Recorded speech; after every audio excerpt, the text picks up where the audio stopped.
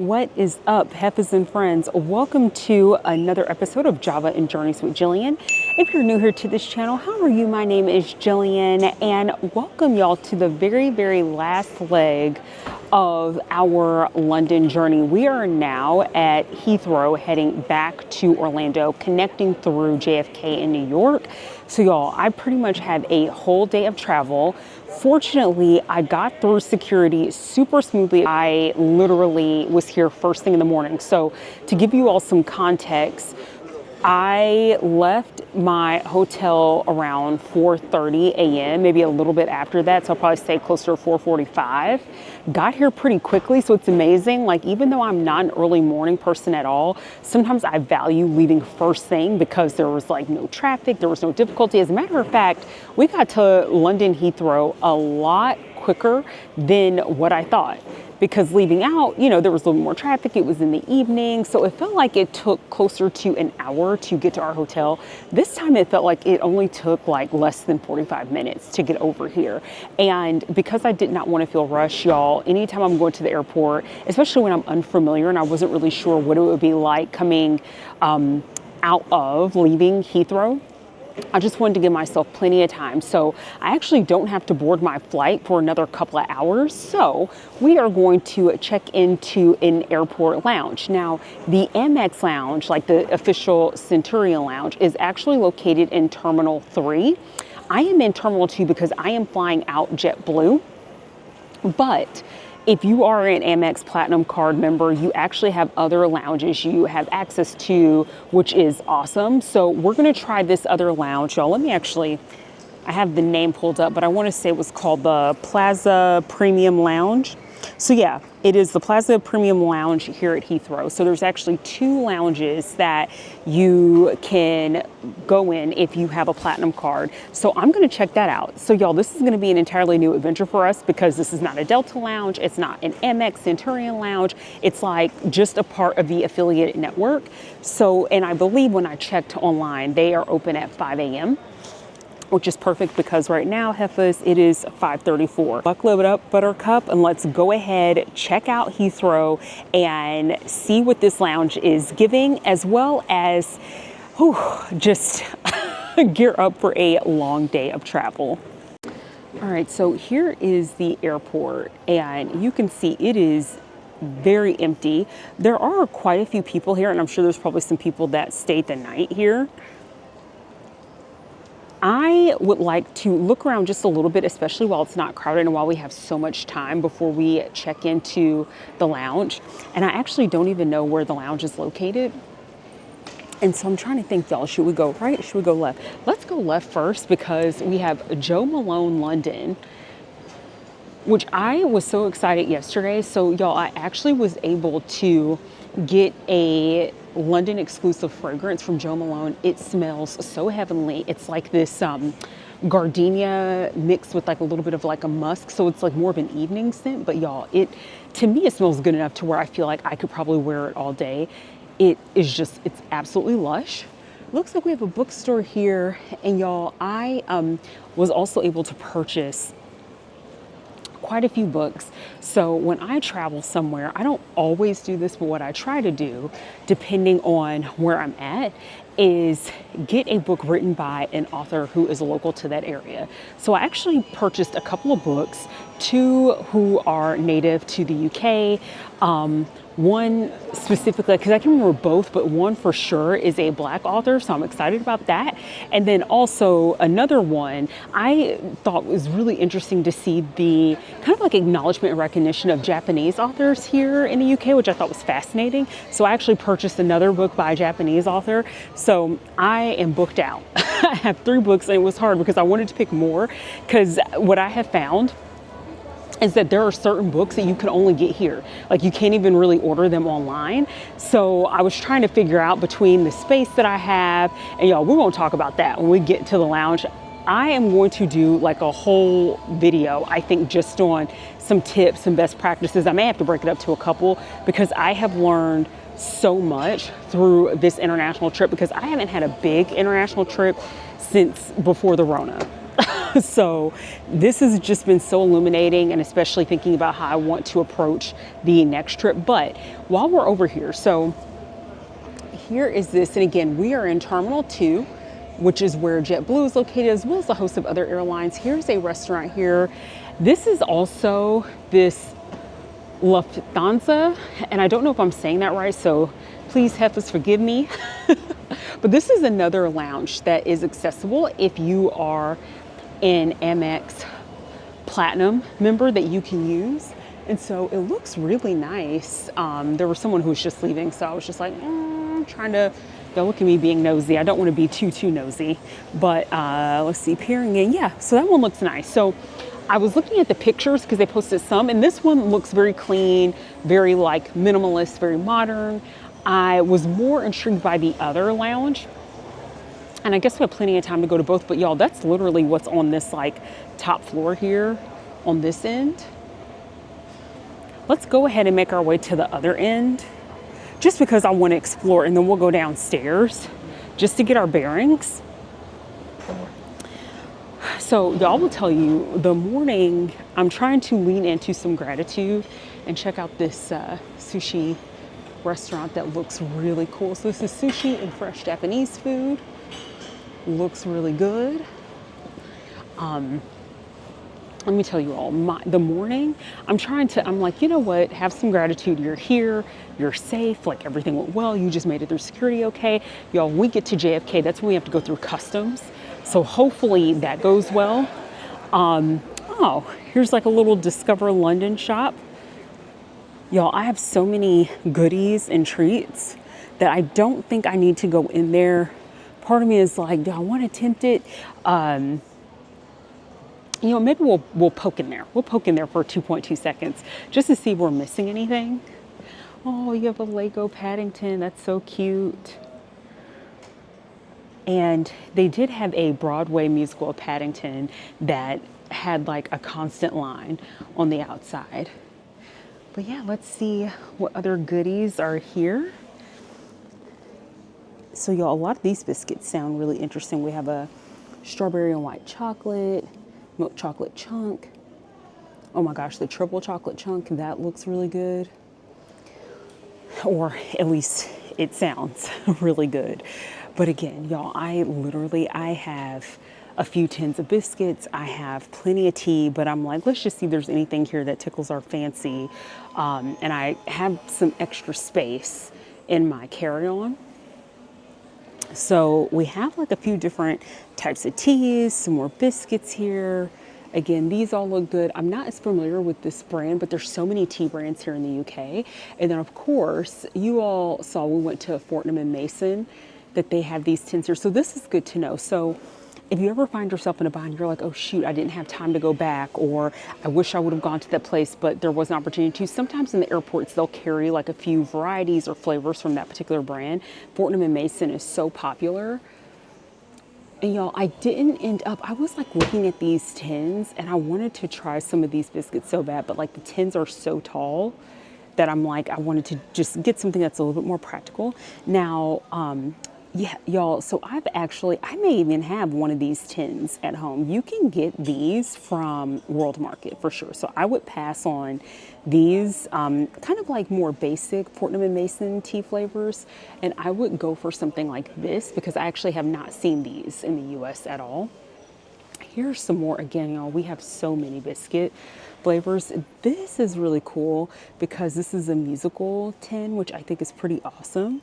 And then they also have like a tea strainer here, which that was one of the items that I thought about picking up.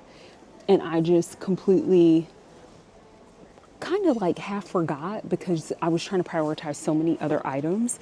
And this one is a nice like standard strainer. You all saw some of those beautiful strainers that they had. If you missed it, check out my video when I go for afternoon tea at Fortnum and Mason. They were super expensive, but it was like, you know, we're talking about like real like silver, you know, gold plated strainers. So they look expensive because they were expensive, girl, but like the quality. So like this one would probably be, if I wanted to pursue something like this, this would be probably a little bit more up my alley. From an affordability and durability standpoint, I wouldn't have to worry about messing anything up. And y'all, here are some more, again, like Fortnum and Mason. So there's a lot of that here because the brand is so popular. But again, I have so many biscuits, so I don't know that I'm actually going to go for any of these. But let's continue to look around. Let's see what else we have here. All these bears are so adorable. And one of the things that I wish I would have done, this is fun, Wonderland Tea Party selection. So the last time I came through London Heathrow was right around the time that Meghan and Harry were engaged, and they had so many tins with their faces, and I kind of wish I had picked up one at that time, considering like the fallout and everything that's happened since then. But I love these kind of more neutral tins just in general, and a lot of these, again, like I've seen these at World Market, but very beautiful. We have your lemon curd, your jam. This looks good. Y'all, I was able to get some onion jam from Fortnum & Mason. That's fantastic that I had a chance to try. These I haven't, but the salted caramel spread, that sounds delicious. But you just have like all these really great British brands, and I love this tote bag. This is a cute tote bag. And then here are some other like brands like Barber. And so all of these are really nice. And of course, you know, if you're in a pinch, like you're going to be paying those in a pinch prices at the airport, but it's just nice to know that, like, of course, for those of you all, especially that travel all the time, if you need the last minute gifts or things like that, you can get that here for sure. See, very, very cute. And then here's some more kind of like keepsakes and gifts. Oh, y'all, I really love this mug. That's really cute. It's always tea time. And then you have like the Mad Hatter, and this is like the old school like Alice in Wonderland font. Oh, and then you have this water bottle up here off with her head with the Queen. That is super cute. So I love that. That's like, it's adorable. Oh, and then you have like the Alice in Wonderland tea cloths. So again, I'm like trying to think, I'm like, okay, I picked up a couple of tea cloths already, a couple of mugs from Fortnum & Mason. I purchased most of my stuff from Fortnum & Mason, so I think I'm okay there. Of course, we have the homage to Harry Potter, which with me living by Universal, although, oh, this Dobby is so cute, the plushie. Oh. And then the flower bouquet, which I think is so apt for this area because so many people are into their gardens. And you have the Paddington Bear, the Peter Rabbit.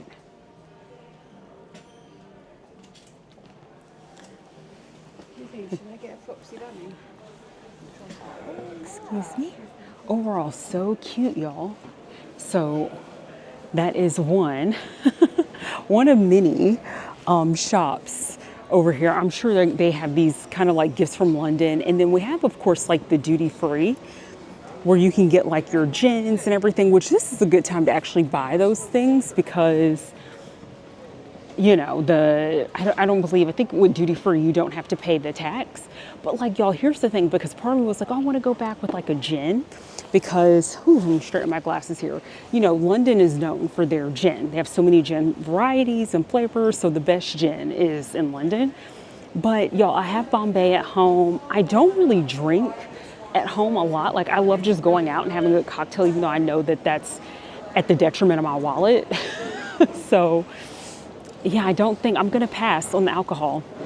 Like I don't want to buy anything that I'm not actually going to use or that I don't need, especially considering the number of gifts and items that I purchased here. I'm like, I don't want to just go back home with some junk that's going to sit on the shelf or never get used. Let me do a time check really quick. All right, y'all, we're so good. We're Gucci right now.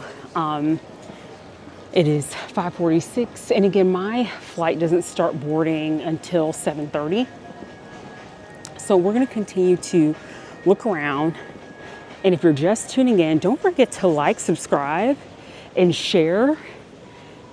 send your girl those hype points if you're watching me from YouTube.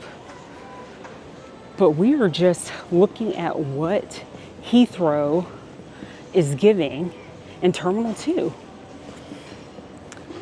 And y'all, I don't see that other lounge up here, so my guess is maybe it's on the bottom floor. So again, we'll check that out. And I'm probably just gonna I'm not extremely hungry, but my thought is probably to just get like coffee in the lounge.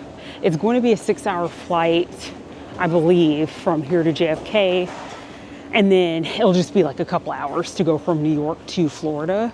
So I have like a 2-hour layover in New York, but going back, because I was in the middle of telling y'all before we got distracted with the London store about like what happened this morning that was so incredibly frustrating, but I'm like, bitch,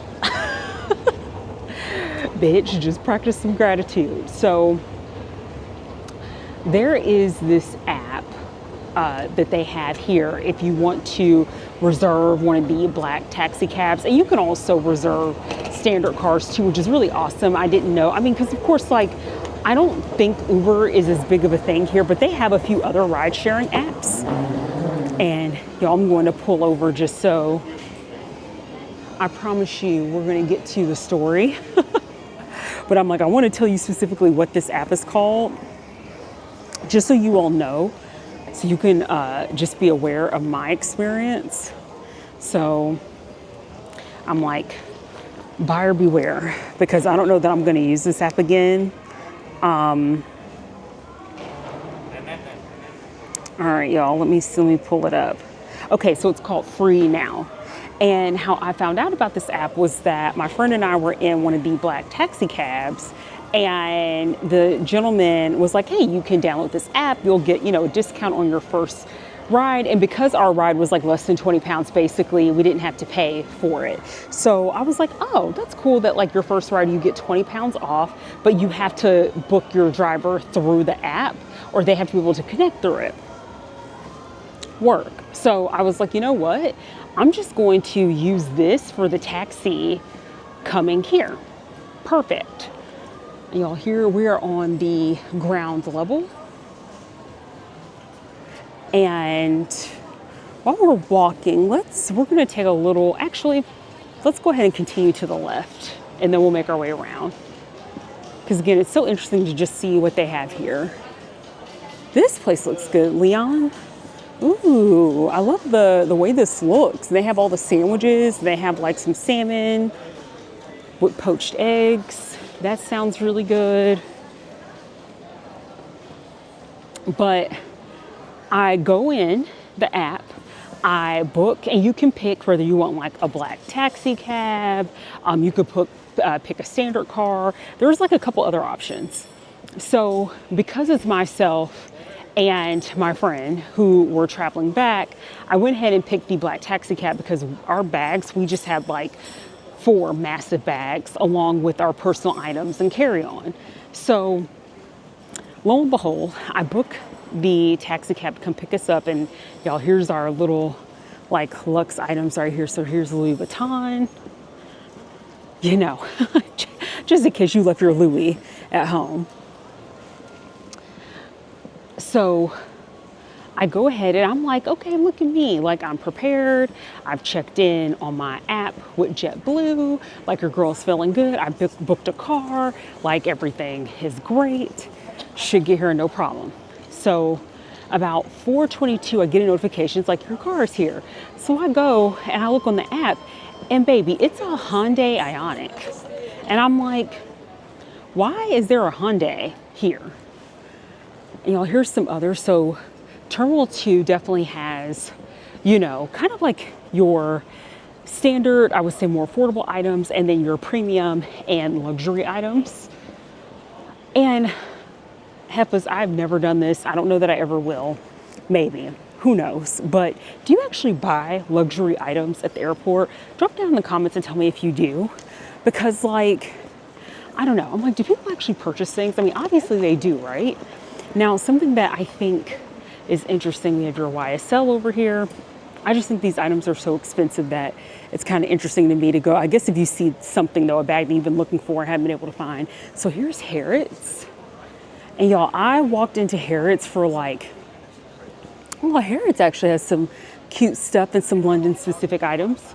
So there's that. So that's pretty much what we've seen on this, at least I would say more open area. So let's go ahead and I'm going to work my way back and we're gonna go to this corner. We're gonna see if that lounge that I wanted to try out, if it's over here.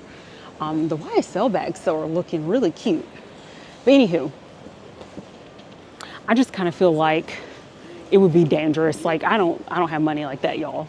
But if I did, because I feel like you're gonna be paying way more for the item at the airport anyway. It's like on top of it being luxury. So I'm like, do you know of anyone who actually shops for these items that they're like balling like that?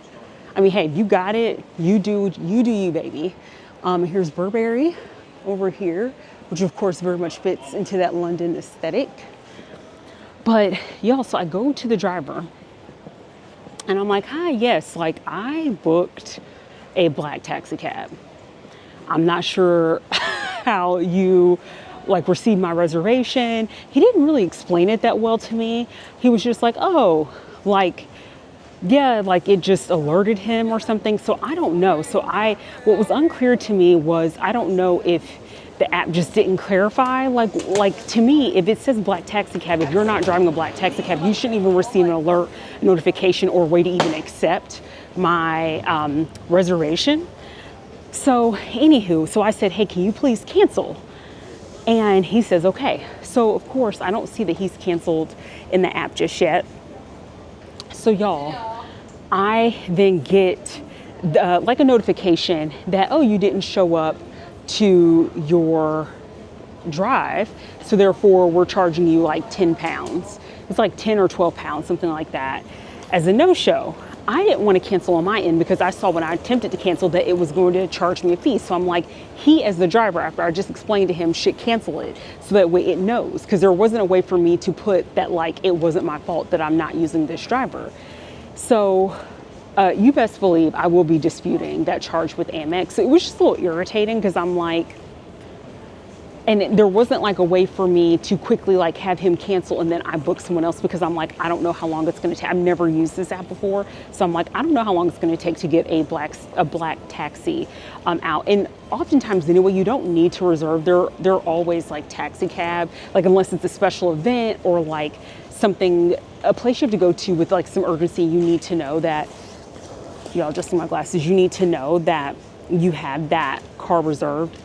Y'all, here's a pretty massive little convenience store. So again, just showing you while we're walking and talking. Okay, I wanted to flag to the woman that I think like her shawl or something fell. So, and then, yeah, the Queen's Terminal. So yeah, y'all, that really irritated me. But you know, like I said before, it's all good. We're here.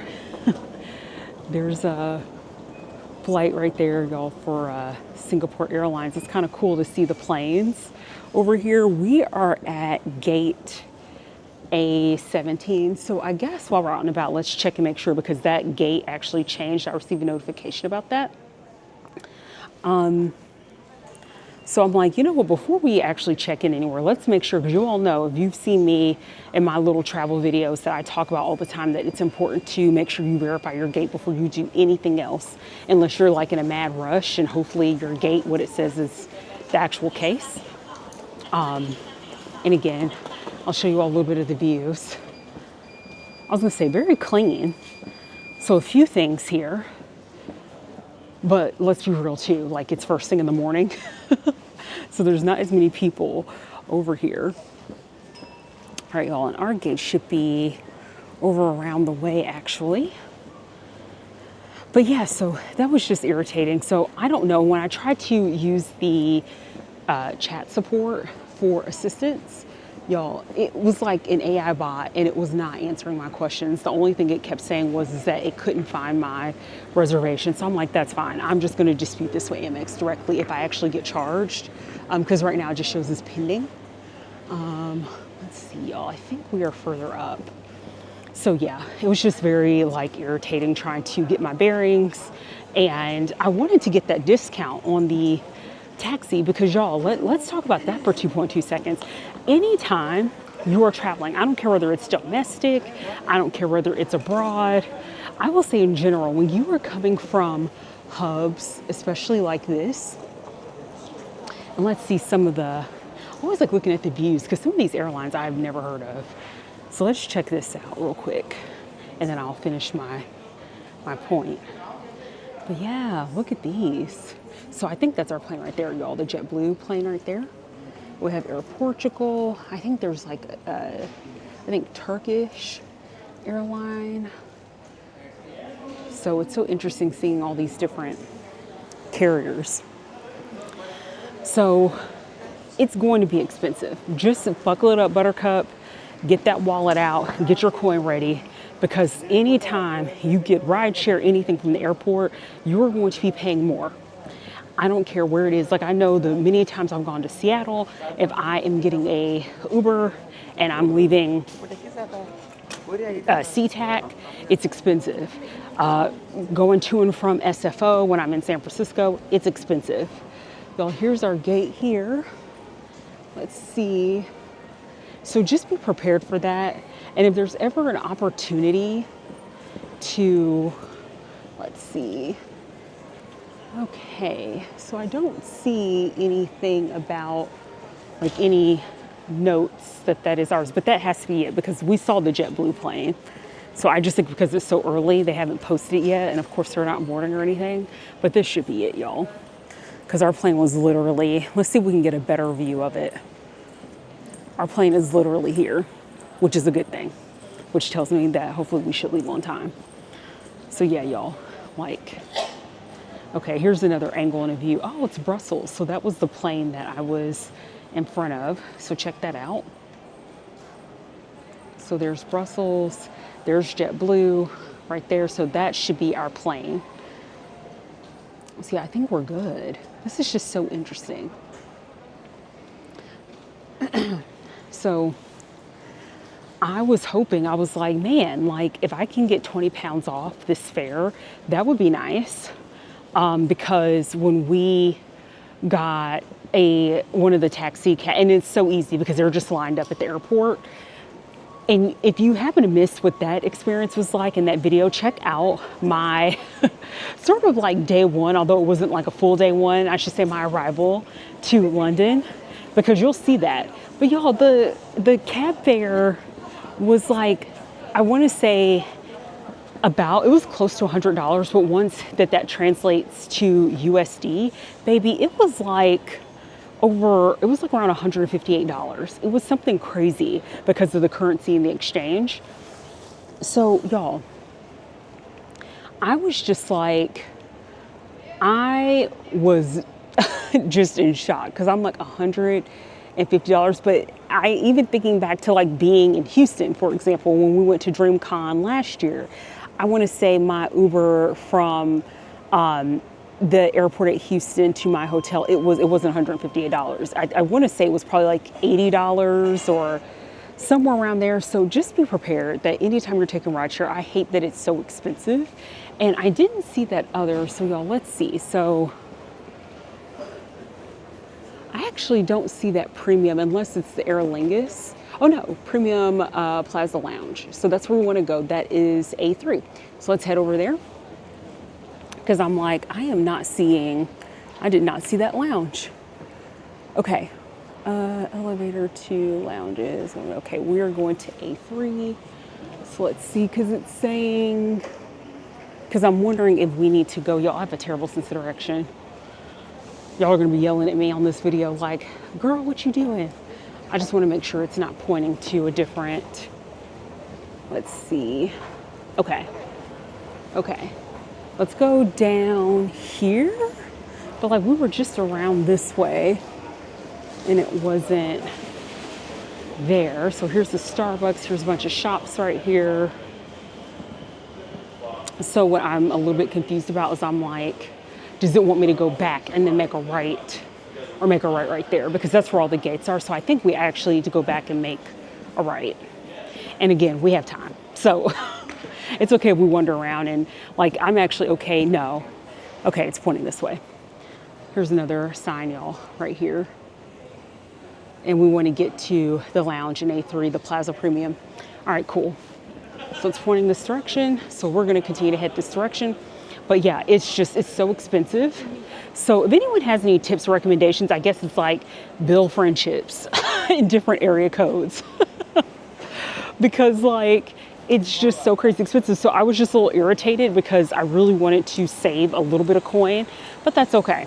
It's all good. Like I said, we made it here safely. Everything is fine. Everything is well. And I'm just like looking forward to going home because I just miss my bed.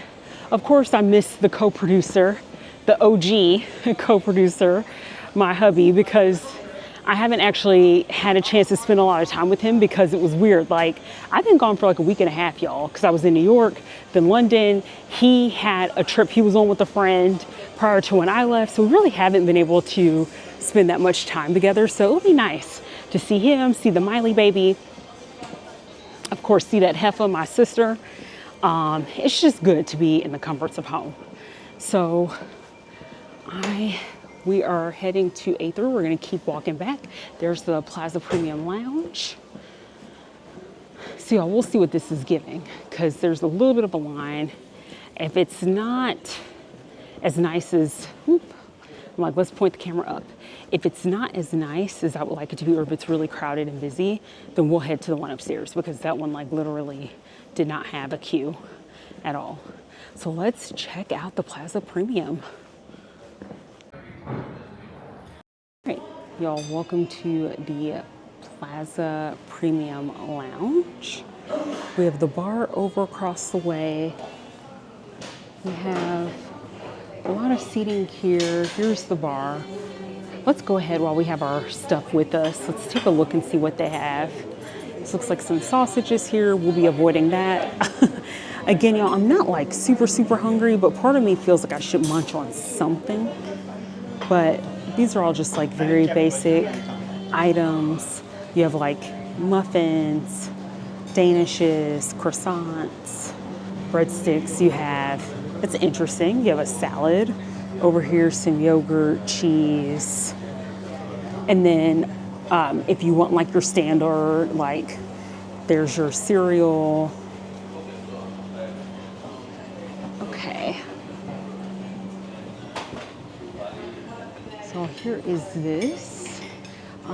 Here are, so it's like you can make your, kind of like a traditional British breakfast with your toast, your beans, your eggs, you have the tomatoes, the sausage, and then some condiments. So yeah, y'all, it looks like that is about it. And you have all this seating back here. You have some drinks. Looks like we have some Fanta, some 7-Up, complimentary Wi-Fi. Let's go check out the other side. Y'all, I'm kind of like low-key, high-key curious about the other lounge to see what that looks like. So yeah, that is, let's look over here. We have more seats. So really, I kind of like view this as you find that comfortable place to lounge. You have some juices and water over here. So yeah, I think this is all right.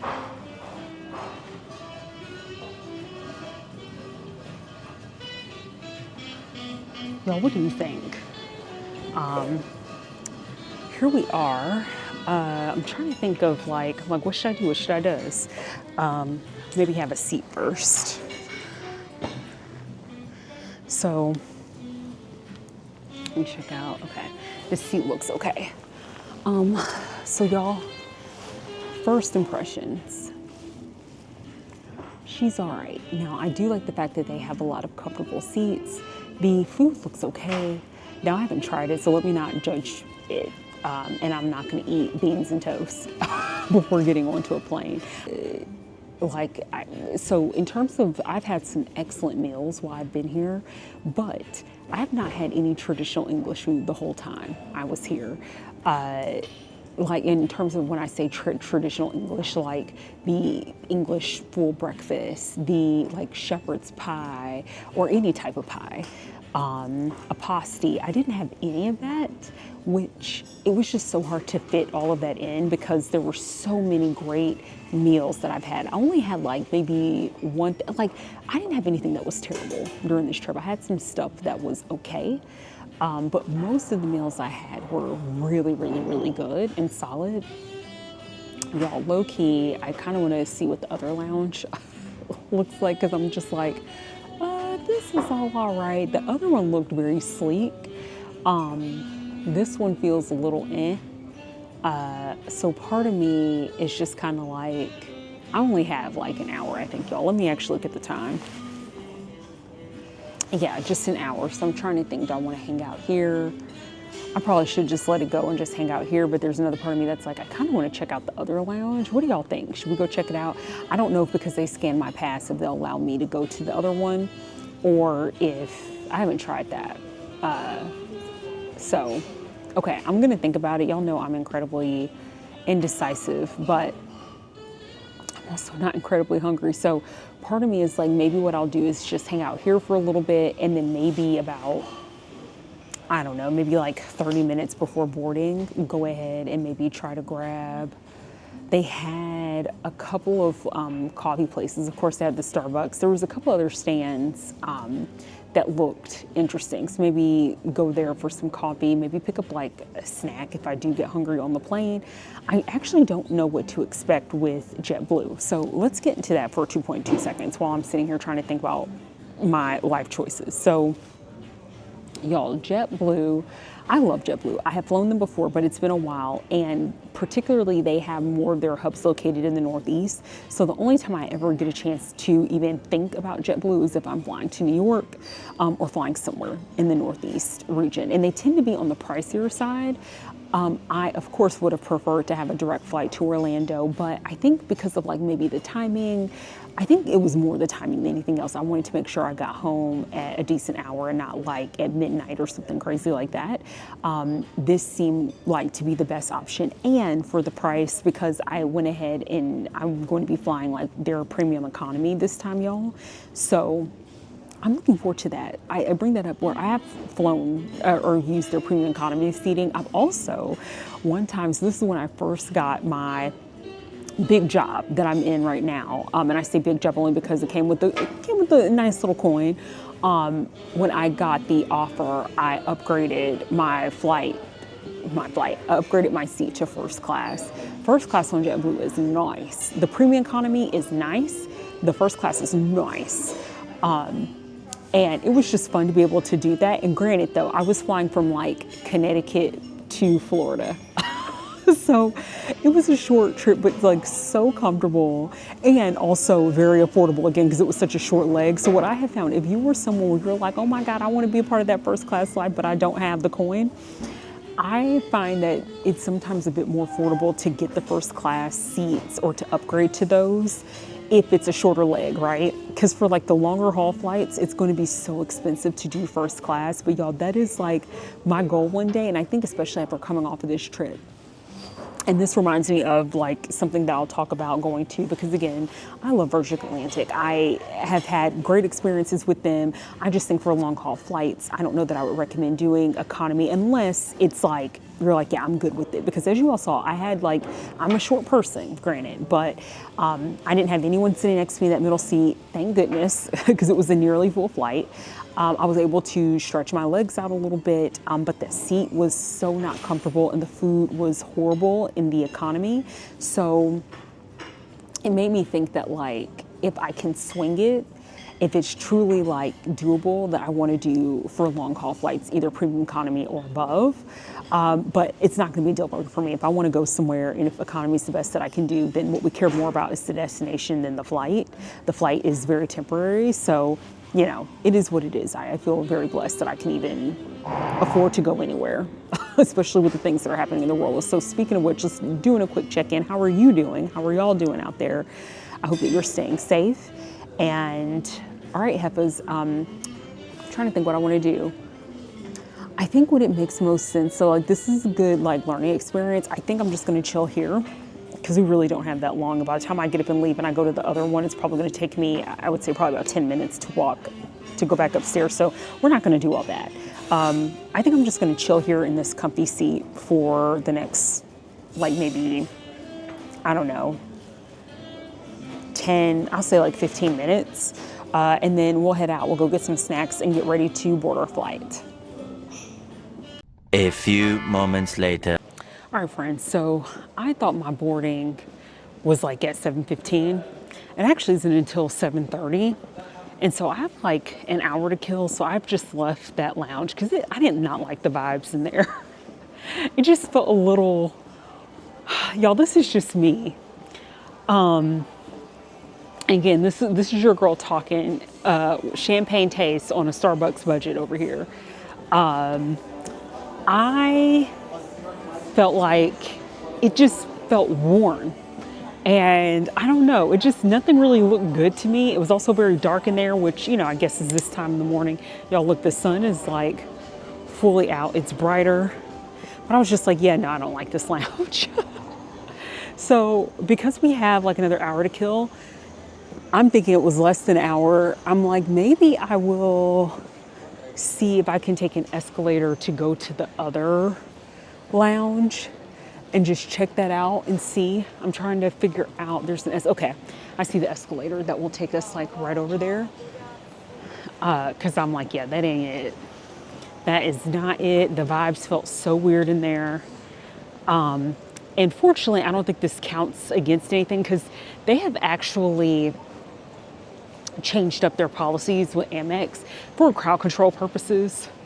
And so I can't remember if it's when you go to a Delta lounge or when you go to an Amex lounge, it kind of like counts against you in terms of there's only a certain number of visits you can have per year. But I don't think these lounges, these one-off ones, count for anything. So I'm like, let's go to the other one because I was not feeling it. I was like, absolutely not. And I think when it's 30 minutes till, I'll see about going to one of these other shops. Ooh, y'all. Let's actually check out the mugs over here. So it looks like they have, I actually saw this when I was walking and I'm like, oh, they have the like, You Are Here collection because they discontinued this in the US. I definitely have this one. I don't have the Scotland one, but I've never been to Scotland. And my rule is that I only buy, so I have London. I don't even know that I have England. So that's really cool that they have that. But again, y'all, I'm fine. I'm like, I have the London version. I'm okay with this. Look at your girl trying to practice some restraint. It's because I spent so much money on this trip that I'm now looking at things with like a fresh pair of eyes where I'm like, do you have to have this? Do you need this? Really, it's not even about a need. Because I don't really need any of this, anything. Like, do we really need half the crap that we buy? No. Which y'all, we went to this jewelry store, this jewelry boutique. It was so cute. And I'll show you all, because I'm going to do a whole video on the things that I'm coming home with. And you all can judge me for the crazy amount that I spent. But I feel like everything I got were things that it's like very specific to the UK or something that I thought was an interesting piece. And okay, y'all, here's the Lusan. Okay, so we're gonna go, because already like the vibes on this, much brighter, much nicer. Let's see if we can actually get in, because I don't see any type of Amex distinction, but it says that this is one that we are eligible for. So let's see what happens. A few moments later. I'll fail. So if I were flying with that airline, I could use that one. So I'm like, okay, so this is really helpful, y'all. I'm happy to go through this experience because I think what I am realizing is that if you are someone who is an Amex Platinum card holder, you need to see that like Amex Centurion symbol, like what we saw at the Premium Plaza. And that, I think, kind of notes that it's like a flexible, like if you just have an Amex, you can go in. Because otherwise, there are certain airlines where, like this one, where you can certainly fly it, or you can go in there, but you have to have had that you need to be flying that airline essentially and have the platinum card. All good. That one seemed much nicer, like more my vibe. But it's okay. I'm not going back to that premium. I don't know, something felt depressing about being in there. It was because it's so dark. So I'm like, that's cool. We have an hour. So y'all, what I am going to do is I'm going to take one more look at the Discover London just to make absolute sure, although I'm pretty convinced that there's nothing else that I need, for real. And then I'm looking around and I'm trying to think where I would like to get like some coffee. The one that we passed by that you all can see from here, the Leon, that one looked actually pretty good. And there's still not like a massive line down there. And y'all, it is at this point in the morning, because it's still not as crazy busy, y'all, as I would have thought. So like right now, it's 6:39 a.m. and this is what Terminal 2 is looking like. So still not too crazy crowded. So yeah, I'm just gonna continue to walk around, which honestly is probably for the best in us sitting. And I'm just gonna make sure that I'm set. So I'm going to look back, just take one more final look, and then I'm going to grab a coffee. I don't know if JetBlue is gonna offer any meals on the flight. I'm assuming that they are. I have not even checked that far. So that shows you like my planning and preparedness only went so far. But I'm sure they're going to offer something because this is a longer flight. So I don't really feel so much hung up on the food, but I do want to take like a couple snacks with me just in case the food is really bad and I get very hungry. So yeah, we're just going to do all of that and then I'll catch you all when it's time to board. Actually, before I catch up with you all when we're ready to board, this is on the like second floor of Terminal 2, I see this Jones, the grocer cafe, and they have an actual restaurant and takeaway. And y'all, the full English breakfast looks so good over here. So just as a heads up, in case you're flying JetBlue or you're flying another airline out of this terminal, here's what the English breakfast looks like. But they also have this menu. And of course, we don't really have time for a formal breakfast, nor do I have the appetite for a formal breakfast, something this heavy, but this looks good. Maybe had I saw that, y'all, maybe I would have just come over here because the portion sizes actually look reasonable. I give the small beans, 2 pieces of bacon. Like this is reasonable. But my co-producer is not here, aka husband. So I'm like, let's go ahead and look at the takeaway side of it. And y'all, they actually have some like cute things over here, or I should say cute / things that look good.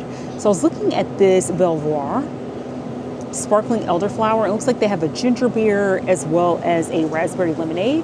And of course, some puddings and salad up here, like the yogurt. You have the mango and coconut chia. So they have some stuff here, bottled water and these juices.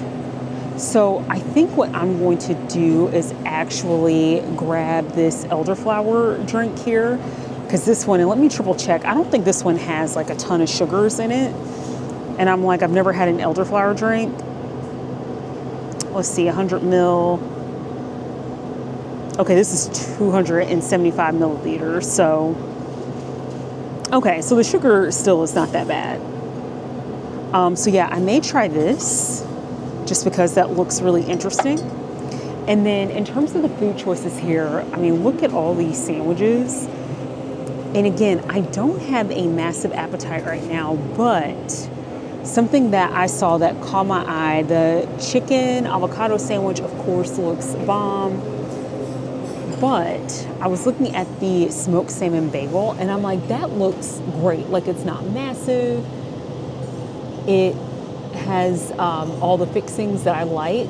Now, this is not my traditional lox and bagel that I get in New York, but that looks really good. The only thing that makes me nervous is, with it being salmon, I probably have to eat that like fairly quickly. I'm not super hungry, but that sandwich looks bomb. But yeah, everything has meat in it. I would feel more comfortable having chicken sit out than the salmon bagel if I don't get to that. Y'all, what should I get? Maybe I don't need any of these because, like I said, I don't know what they're going to serve on the JetBlue flight, but this I feel like maybe would keep a little while longer, though it has avocado on it.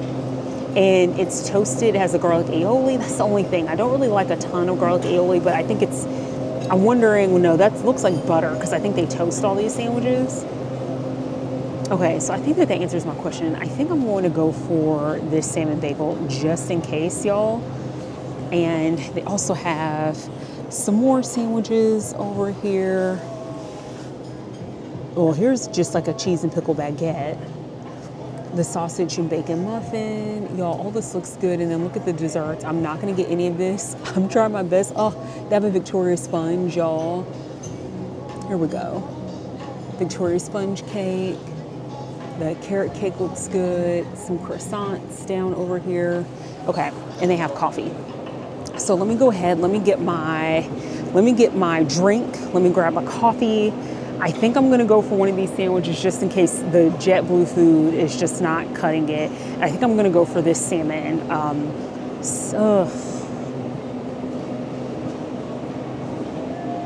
Y'all, maybe I don't. Okay, let me see what time it is.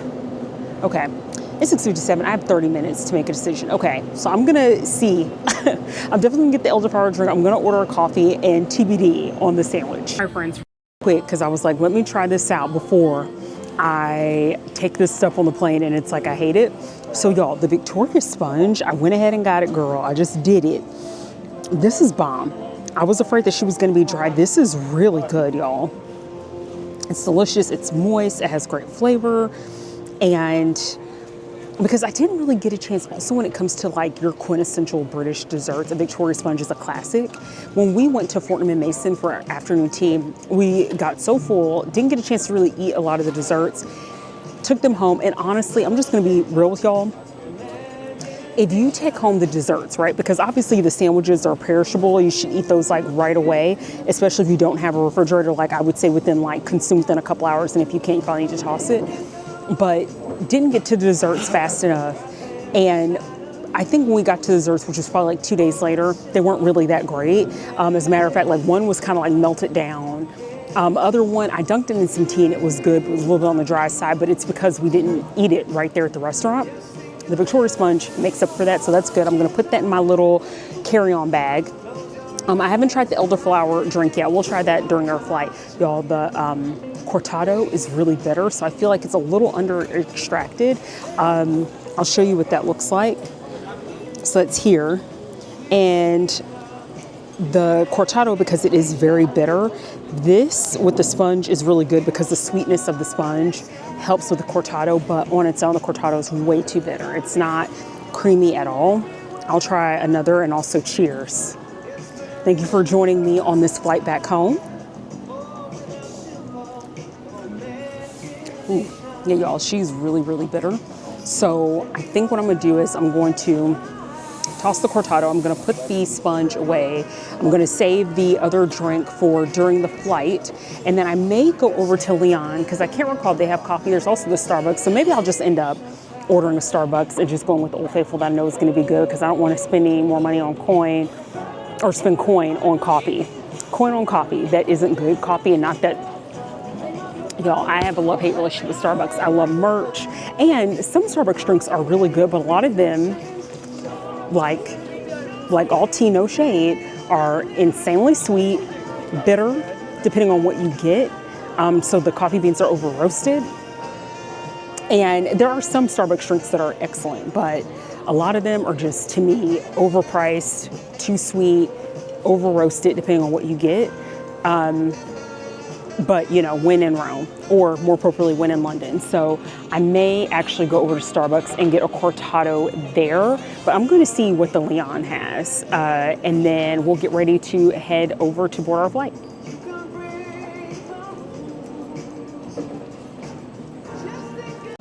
Okay, friends, just placed our order here at Leon. So I went ahead and decided to get an iced latte because I'm like, you know what, that actually sounds better after having that hot burnt cortado. But also, y'all, they had a full English breakfast, but in a small cup. So it's like a mini English breakfast that's all comprehensive. So I was like, you know what, that sounds interesting. And it's in a small little container. So I'm like, you know what, let's go with it. We're going to do that. So y'all, my expectations are very low because, again, it's like, it's the beans, it's the sausage, it's egg. I don't know, it's gonna probably taste very strange, but I figured why not? We could just have that on our flight, and if we absolutely hate it, we'll toss it. But at least now we're getting some of those English flavors, albeit at the airport. We have our Victoria sponge, we have our elderflower sparkling drink. We're gonna have an iced latte, not that that's quintessential to Britain, but we're gonna have our mini full English breakfast in a cup. And here is the waiting area. So at Leon, they have all those screens you can see across the way. You can just place your order on that screen, very easy. And you just come over to the right side to pick up. All right, friends, so really quick before we go ahead to board our flight, here is our iced latte here with the fun straw. Let's go ahead and give her a stir and let's try her out. So hopefully it's not too milky. Okay, y'all. I didn't even cheers. Cheers, Heffas. The second time is the charm. Well, it's technically third, but second. We're gonna do seconds here. This is good. I just took a sip of it. Totally fine. And I would put it in my Harry Potter tumbler, but it hasn't really had a proper wash since the last flight, and I'm not trying to get sick because I was just like, I gave it a good rinse, but I'm like, this needs to be washed. And let's check out this full English breakfast in a cup. You know, she looks a little scary, but here we are. So you have like the bacon, the sausage, y'all. This is probably a huge mistake, but I want to show you what this looks like now in case we're not able to get to it for a minute. But what I do for y'all, okay? Because I'm like, I at least feel a little less bad. And they have hash browns too that you can order. So hash browns will probably be good with this, or if they put a big hash brown on top. But we'll see what this is like when we get on the plane. Oh my gosh, y'all. So it's like the things you see while you're trying to like do your last rounds before boarding a plane. But y'all, they have the Cafe Nero and also another little coffee car. So you see that here, and which they have these all over the place. But they have that here. And it's like a little stand. I wish I would have saw this because, y'all, I would have totally ordered that because I did not try Cafe Nero because it is very much like the Starbucks of the UK. But I would have loved to have tried that. And that wasn't open when we were like walking around initially, like about an hour or so, hour plus ago. So all good. There's so many coffee shops in the UK, y'all. Like I thought Seattle had like a ton of coffee shops. Let me tell you, Seattle has nothing on the UK. There's literally so many cute, quaint cafes, like multiple, like any given block. You just turn and you see a bunch of cafes and things. So that's why I never even prioritized going to Nero, but you know, we'll do better on the next visit.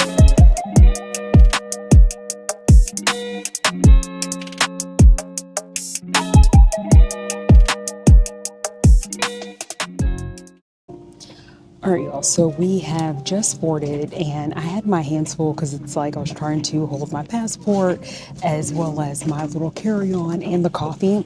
So I didn't get a chance to show you all what first class looks like on JetBlue. It's really nice. So on our way out, if I have the ability to, I'll show you what those seats look like. But I have the extra legroom seat, so I just want to show you all what that looks like. And I've also just wiped everything down. So what you're going to see on my wipes, not some tissues because I'm not trifling like that, but you have the screen here, the tray table, basic tray table, nothing to write home about. Those are my little wipes that I use to wipe my armrest and my seat and everything. But y'all, look at all the legroom, and my feet have not even touched the whole like end.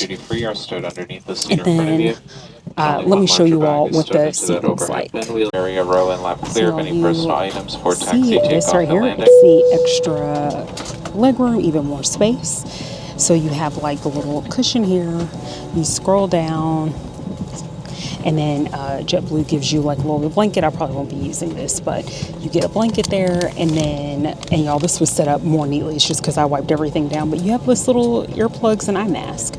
So this is like the extra legroom. Of course, first class, you get like a lot of goodies, but I just want to show you all what the seats look like. So a lot of space, maximizing for comfort. And the flight attendant just came on and basically said that you place your meal order through the screen. So he had mentioned that the offerings are cold. So let's just see what all of this is giving. So let's take a look. So here's the screen right here. We'll pick English as our language. Hey, what's up? Don't really care. I'm gonna skip this. Yep, that be me. Okay, y'all. 2 seconds. Hold, please. Okay, so I put in my information. I am going to actually skip this because, again, I'm not going to use any of the in-flight entertainment as I downloaded all the entertainment I want on my phone. So I'm going to hit to skip this. And then here is the onboard for the JetBlue experience. Dig in. So let's see. Let's hit next. All right, y'all. It says choose your meal.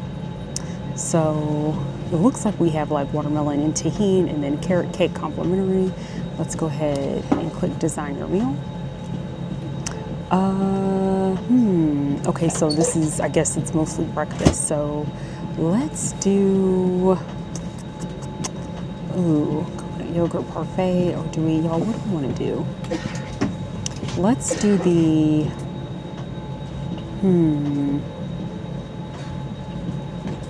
let's do the overnight oats.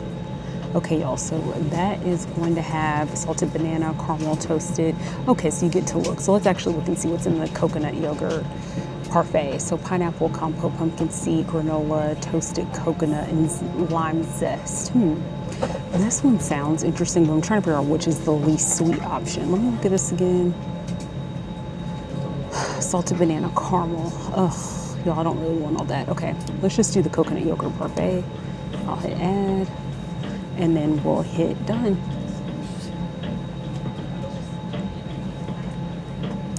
Submit.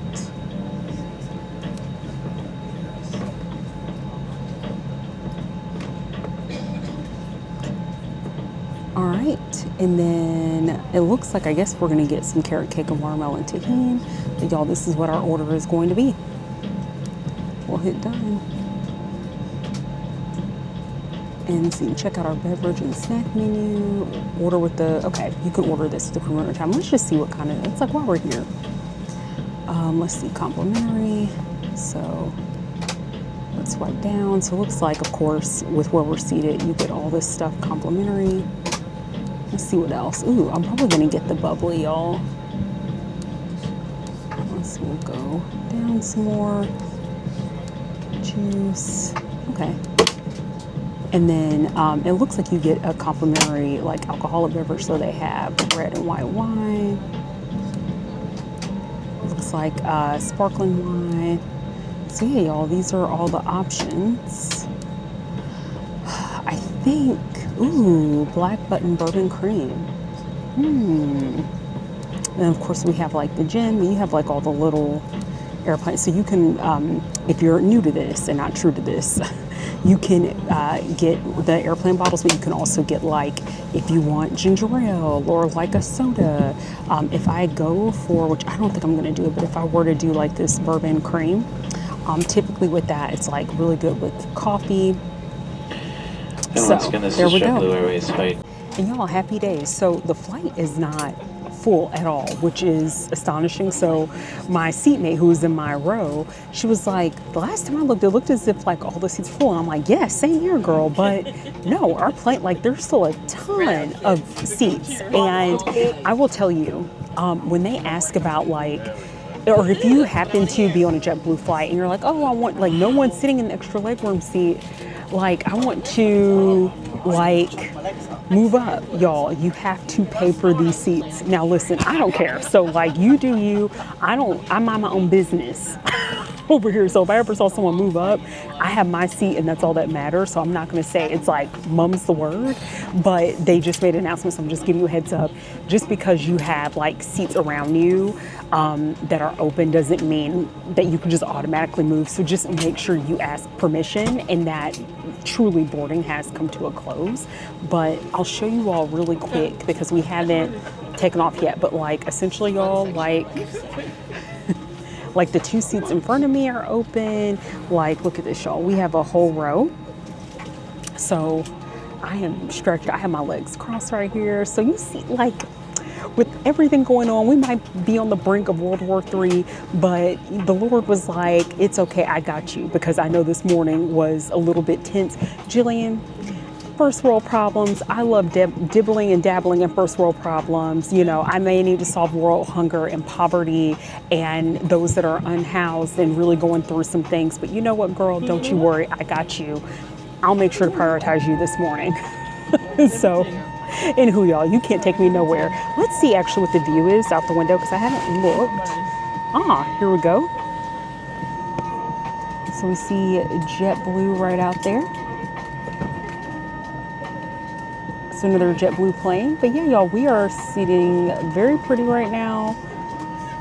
We are relaxed. We've had our iced latte. So I'm just going to hang out. And then also meant to say, going back to this, I don't exactly know what I'm going to drink yet, but you also get these snacks. So you could pick your snack, just kind of like browse. I just like knowing like what the options are. So yeah, that's it. So I'm gonna hit done on this. So we'll see when they come back around, like what we want. Yeah, y'all, here we are. So we're gonna go ahead and get ready to take on off. And I will check in with you all to show you that English breakfast en route to New York.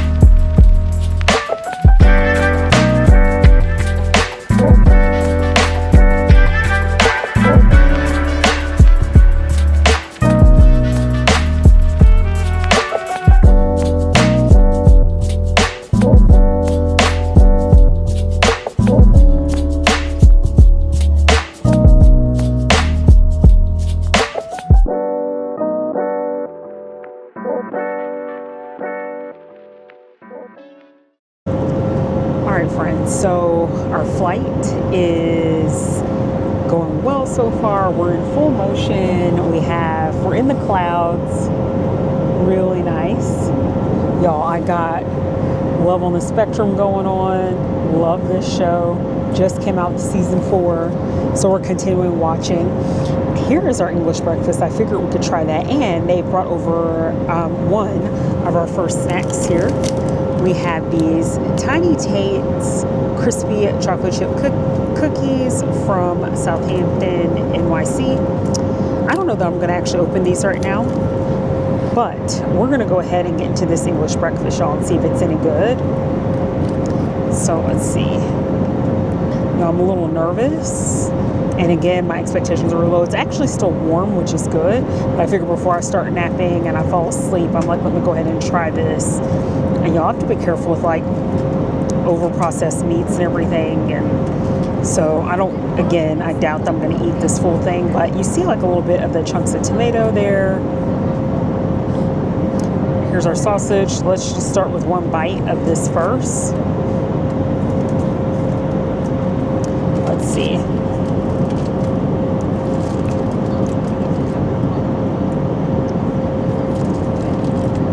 The sausage is okay. It's actually not too bad. Like I said, I think what I would have liked is if they included a hash brown cake like on top of this, because that would have been perfect. Here are the beans. There we go, y'all. And again, you have like some tomatoes in there. Yeah. That's fine, y'all. Let's try the bacon. Now, you have to keep in mind that bacon from the UK, when you get these English breakfasts, are not as crispy. The bacon is more like, it's just a less crispy bacon, like what you would probably get at the US. No, it's fine. Let's try this egg. Now, I think this was a little bit not exactly runny, but a little bit on the runnier side when I just got it, but because it's been sitting and this was hot when I first got it, the egg is cooked a little bit more, which is totally okay. So we have our egg here.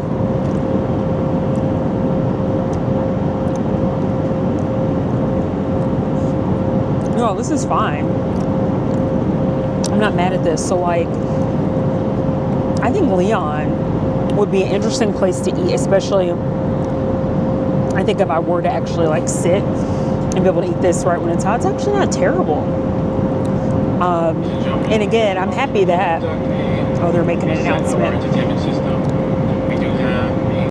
Okay, the announcement is done. So y'all, like, the place that we went to where I purchased the drink,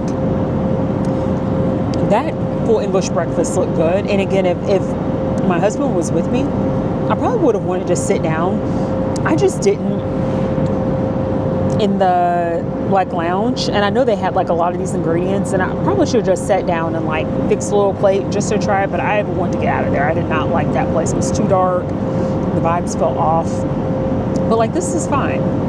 So yeah, I don't think I'm gonna eat this whole thing because again, I have to be careful with like processed meats, but like, this is solid. I'm not mad at this. Is it the best English breakfast? No, y'all. This is from the airport, but it has flavor. It's decent for what it is. So like, it's one of those things that I think, especially if you're in a pinch too and you just want something that's grab and go, this is not a terrible option. So I'm going to continue to enjoy Level Inspector. I'm gonna take a couple more bites of this, and I will tune back in when I'm ready to open up that elderflower drink. All right, y'all, I don't know if this is gonna be good, but in the spirit of leaving the UK, so this is just, it was hot water, and I got a black tea, and I have a little bit of gin here, and I'm like, you know what? I am going to try a little bit of gin and hot tea. I don't know if that's going to be good, y'all, because I wasn't really in the mood for anything like super cold and bubbly right now. So I'm like, you know what? Let's just try the gin and hot tea. Could be awful. I did not get additional like sugar and milk to go with this, so we're just going to see how it tastes. So if you get the extra legroom seats in JetBlue, the alcoholic beverages, as you all saw on the screen, are complimentary. So depending on the mood or whatever, when I'm able to get that premium economy, essentially, I try to get, even if I don't drink all of this, I try to get like a little,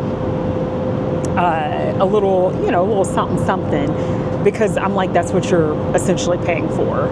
So that's me as someone who loves to socially drink. So let's try a little bit of this and see if it's going to be any good.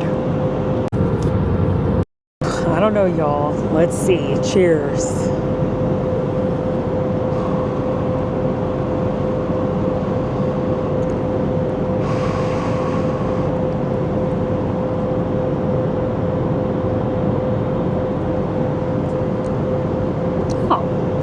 This isn't bad.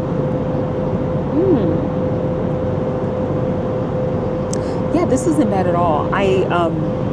In hindsight, I think, and I could just drink this as is, but I actually think like a little bit of sugar and maybe a little bit of cream would even elevate this a little bit more. Again, I'm just drinking a straight up tea, gin, but yeah. I mean, it's not going to be like my new favorite drinky drink, but okay, I'm going to enjoy sipping on that. That is actually much more pleasant than what I thought. Our breakfast that we had selected has arrived, so let me show you all what it looks like. So basically, here's our little wrapper that has the like utensils, napkins, all that in here. We have a bottled water, which is really nice. Here is the parfait that we ordered with the pineapple, the coconut flakes, granola.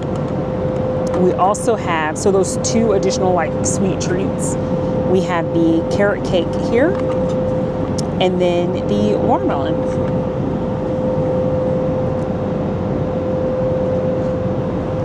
All right, let's go ahead and try this out, see if it's any good.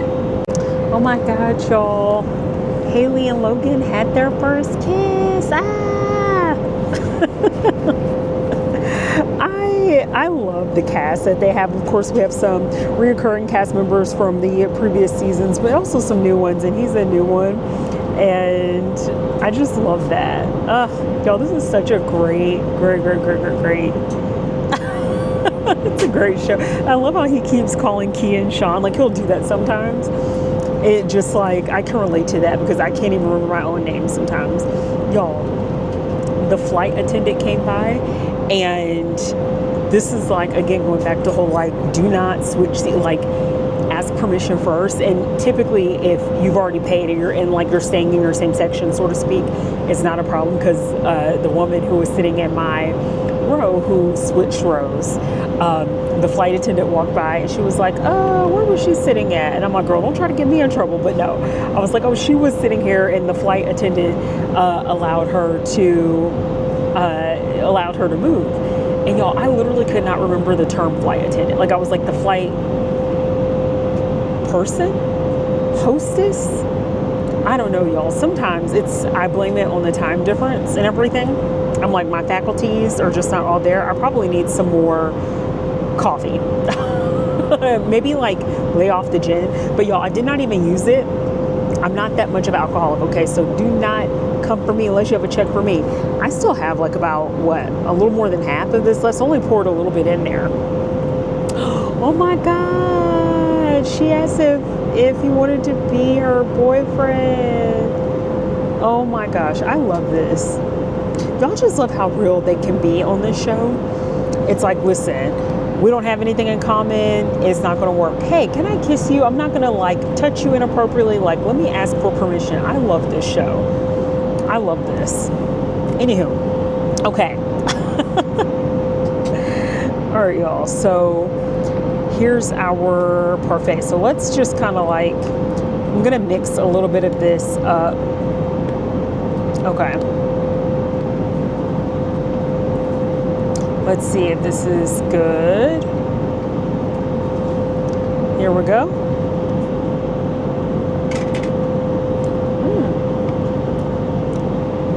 Yeah, it's good. That's all, y'all. It's a yogurt parfait. It's like, the yogurt tastes like a decent quality. The pineapple tastes fresh. The granola's good. I feel for people who aren't into like yogurt parfaits or overnight oats, because this would be very disappointing, because there's a lot of people who don't like that kind of thing. I fortunately do. It's not overly sweet. I really wanted to try the overnight oats, but I'm like, I don't really want anything with caramel. So yeah, we'll continue to enjoy that. Now let's look at the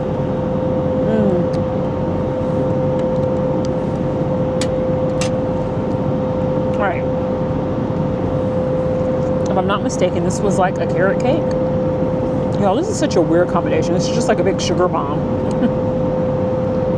All right. Now let's see if this is going to be any good. Our spoon just went through there like butter. So hopefully that means it's moist. There we go.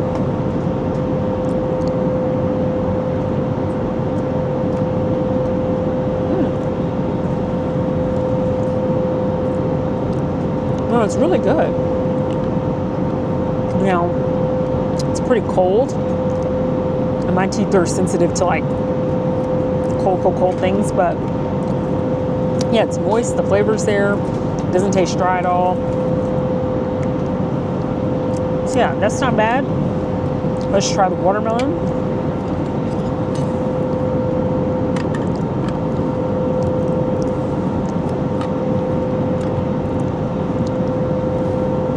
Let's see, hopefully this watermelon tastes good, because watermelon's not in season right now.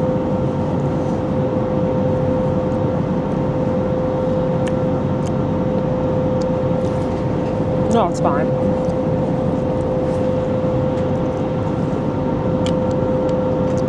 It's not as sweet as I would like it, but also doesn't taste like you know how you have a watermelon and it's not sweet at all? I'm like, what's the opposite of that? Just a watermelon that has no flavor. But yeah, y'all, this is, again, it's solid. It's fine.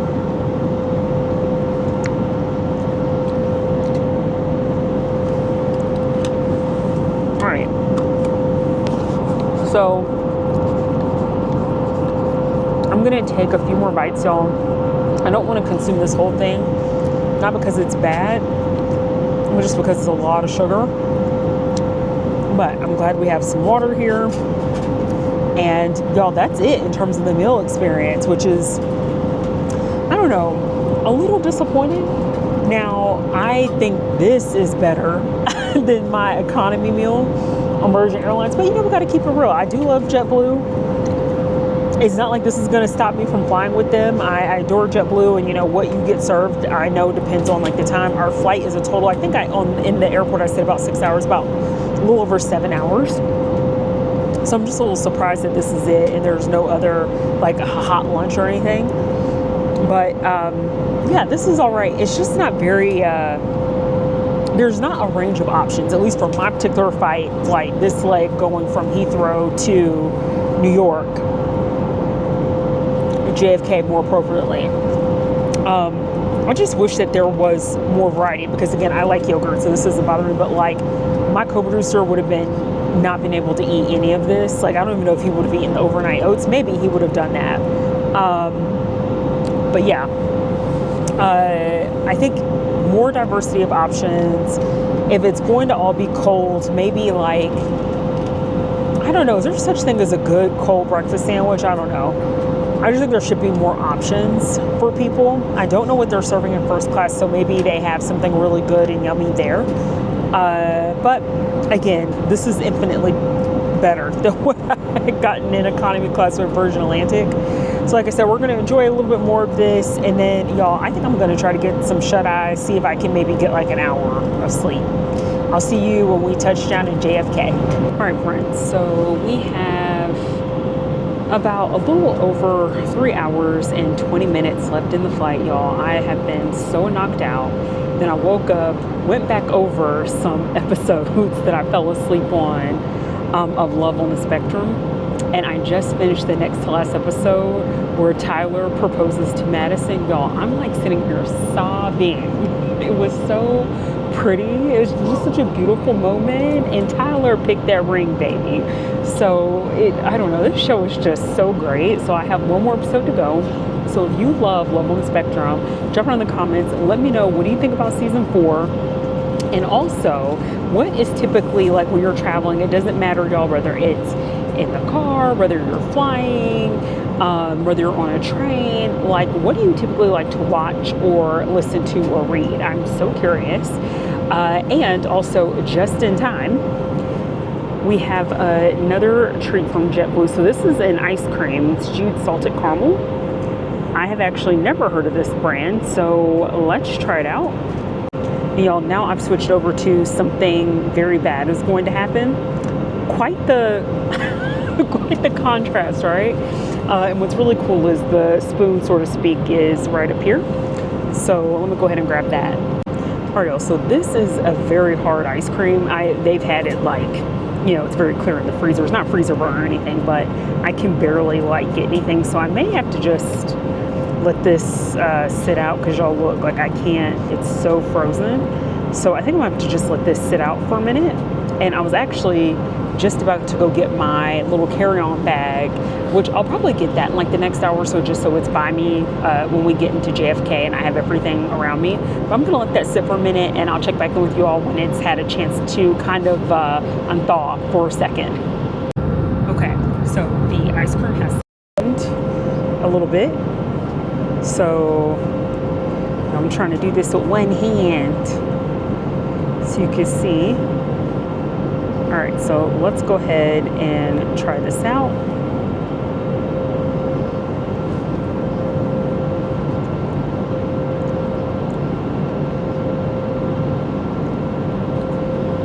Oh, it's good. I love salted caramel. Again, so I was not given a choice of what flavor. It was just like, here you go, girl. So, but yeah, it's fine. It's solid. It's definitely caramely. I'm trying to think of like the quality of it. I think the quality's okay. So Again, I'm gonna eat on some of it. I don't think I'm gonna eat the whole thing. Yo, this is just like sugar on top of sugar on top of sugar.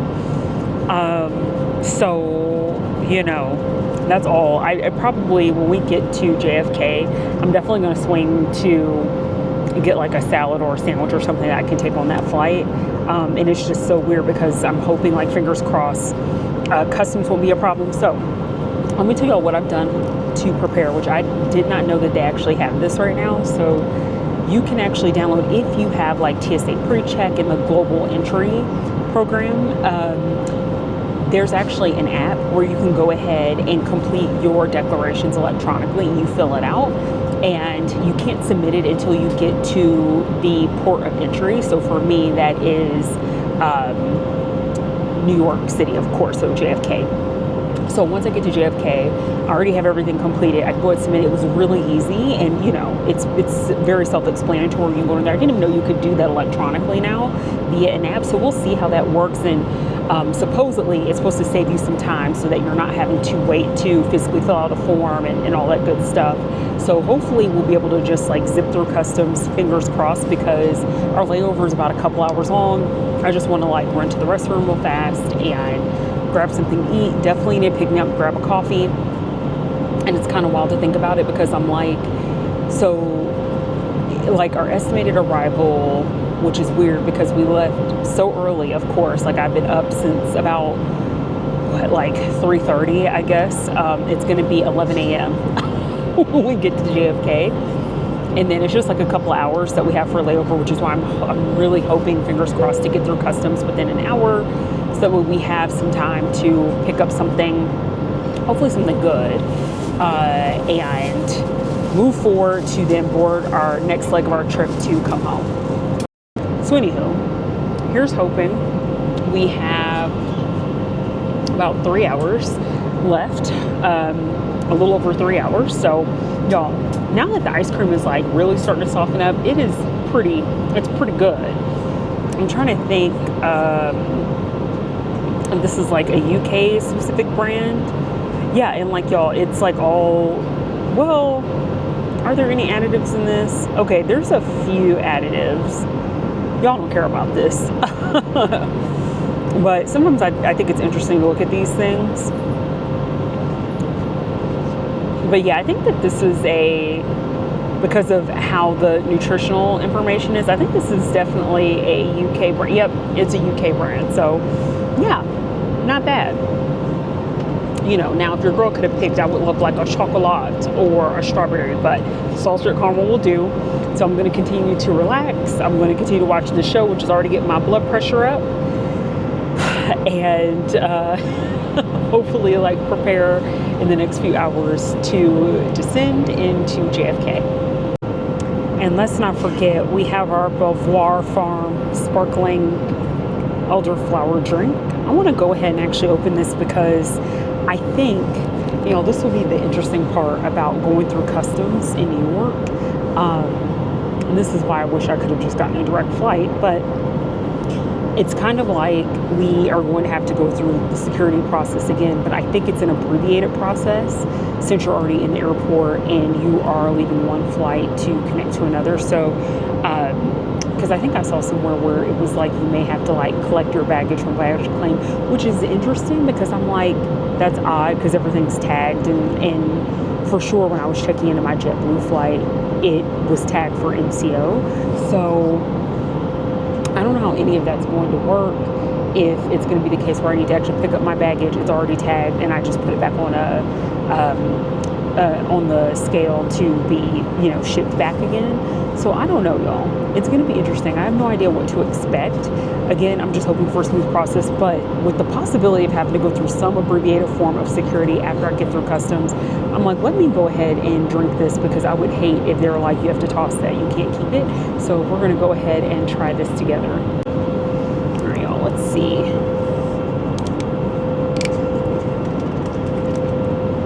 All right, cheers.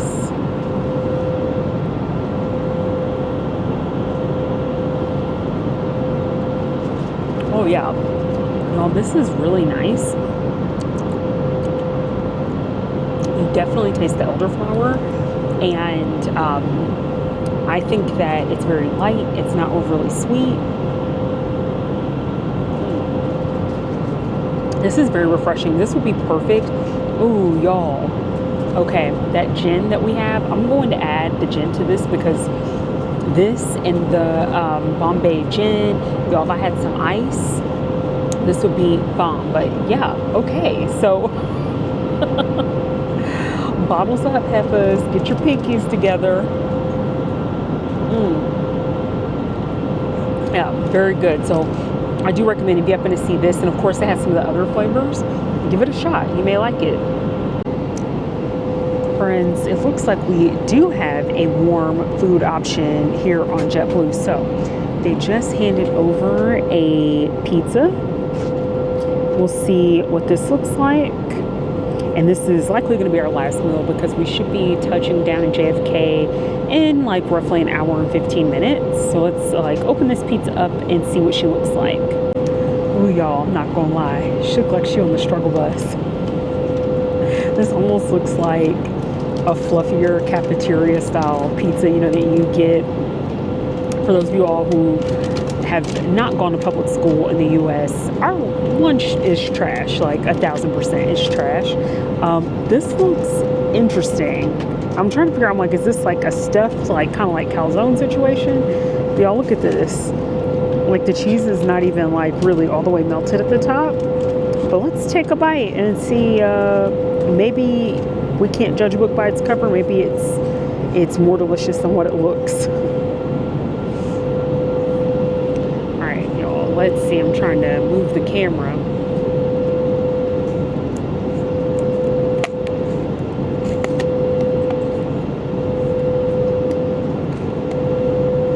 All right, y'all, let's see.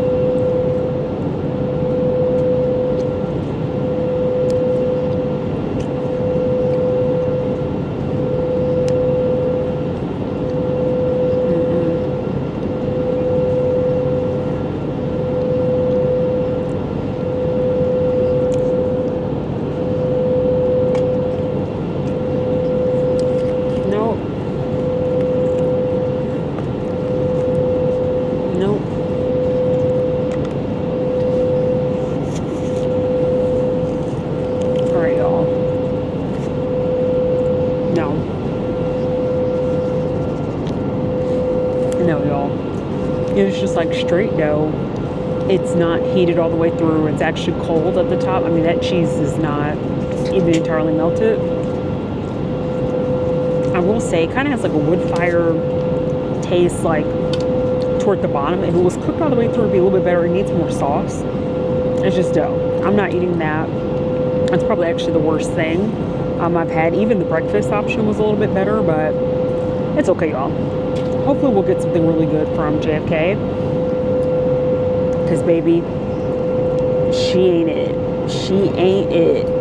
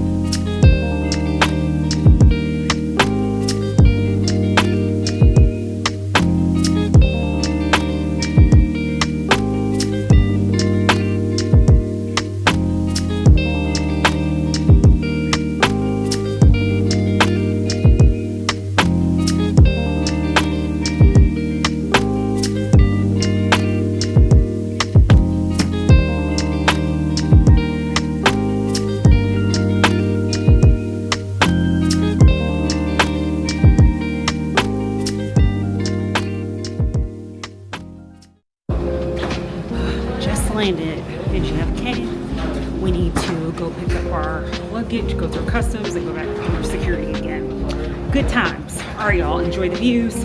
I'll catch you on the other side.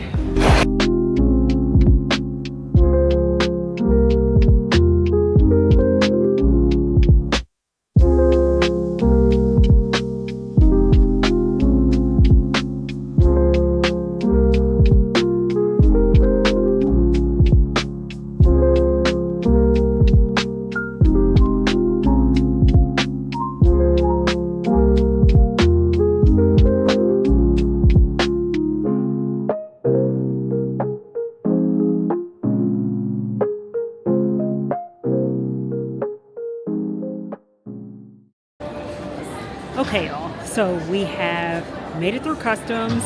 Honestly, that was the easy part. What took the longest is probably just waiting for my luggage, but it's all good since it's already tagged to go to Orlando when we were in Heathrow. All I literally had to do was follow the signs to come back up to go to the connecting flights and just drop my bag off. And the JetBlue staff were super nice and they were directing everyone so that way you weren't confused. But y'all, it was super easy. And I'll explain a little bit more about the process, but this is just to give you a purview. So over like on the far corner, you can essentially, if you have a connecting flight, your bag's already tagged. It doesn't need to be reprocessed or none of that. You just drop it off. Again, this is at JFK. This is with JetBlue. And this should be synonymous with other airlines as well. This is just the terminal for JetBlue. All right, y'all. So I'm going to hightail my way because I think I have to go back through security again. And I want to figure out where we can eat. So we'll catch up and debrief in 2.2 seconds, hopefully. All right, Heffas. We have made it through security. Everything is all good. It was very easy. So as I was saying, now that we've made it through everything, I just wanted to get out of that area because especially when you're going through customs, you're not supposed to be filming or recording. So I kind of wanted to just clear out. I showed you a little bit of the footage of where to check your bag if you have a connecting flight with JetBlue going in through JFK. Made it through. So y'all, we are set. We have about an hour to spare, which is great. So I'll tell you that I gave myself basically I have a 2-hour layover total. So it took about a half hour, I would say about 10 to 15 minutes to wait in line to get through to customs. And my screening was nothing because I pre-filled out and pre-submitted questions using the Global Reentry app. So if you have TSA, I believe you should also have global entry, but double check that because it's been a while since I think I have one more year left on mine before I have to renew it. But they have an app now. So those questions that they ask you at customs, basically if you have anything to declare, you can pre-submit your questions ahead of time. Go ahead and get that filled out. And then when you actually get to the airport where you're connecting or the airport where you're just landing in for your visit or going home, whatever the case may be, you have the form ready to go and you could just hit that submit button, take your photo, and it's all good. So my screening was nothing because I already filled out everything. So that was great. The thing that took the longest were just the bags. Literally, as soon as I got my bags switched, that took about a good half hour. Going around, I didn't have to wait in any lines to drop my bag off because everything was already tagged. And because I have TSA, I was able to clear security fairly fast. So that is with a 2-hour connecting flight with 1 hour to spare. So I would definitely say, Heffas, if you are someone that is very new, because I am not experienced when it comes to traveling internationally. So this is just like word of caution, word of warning, especially if you have checked bags.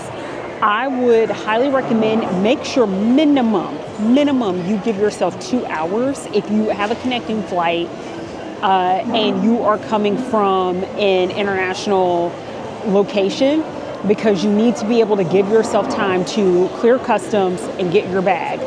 My co-producer initially was sweating bullets just a little bit because he was like, oh, you should probably have 3 hours. But y'all, 2 was more than enough in my case because of, I think, the time of day. It's not exceptionally busy. So everything's been all right for the most part. I mean, it's like the terminal is busy, for an afternoon. I'm like, what day is it? Today is Saturday. So for Saturday, it's just standard. It's not crazy crowded and, more than usual, I should say. And this is not peak traveling season. So those are all the things you have to keep in mind. I would say minimum, give yourself 2 hours. But to my co-producer's point, you probably want to lean more on 3 just to give yourself optimal time. I think 3 is more than enough. 2 minimum.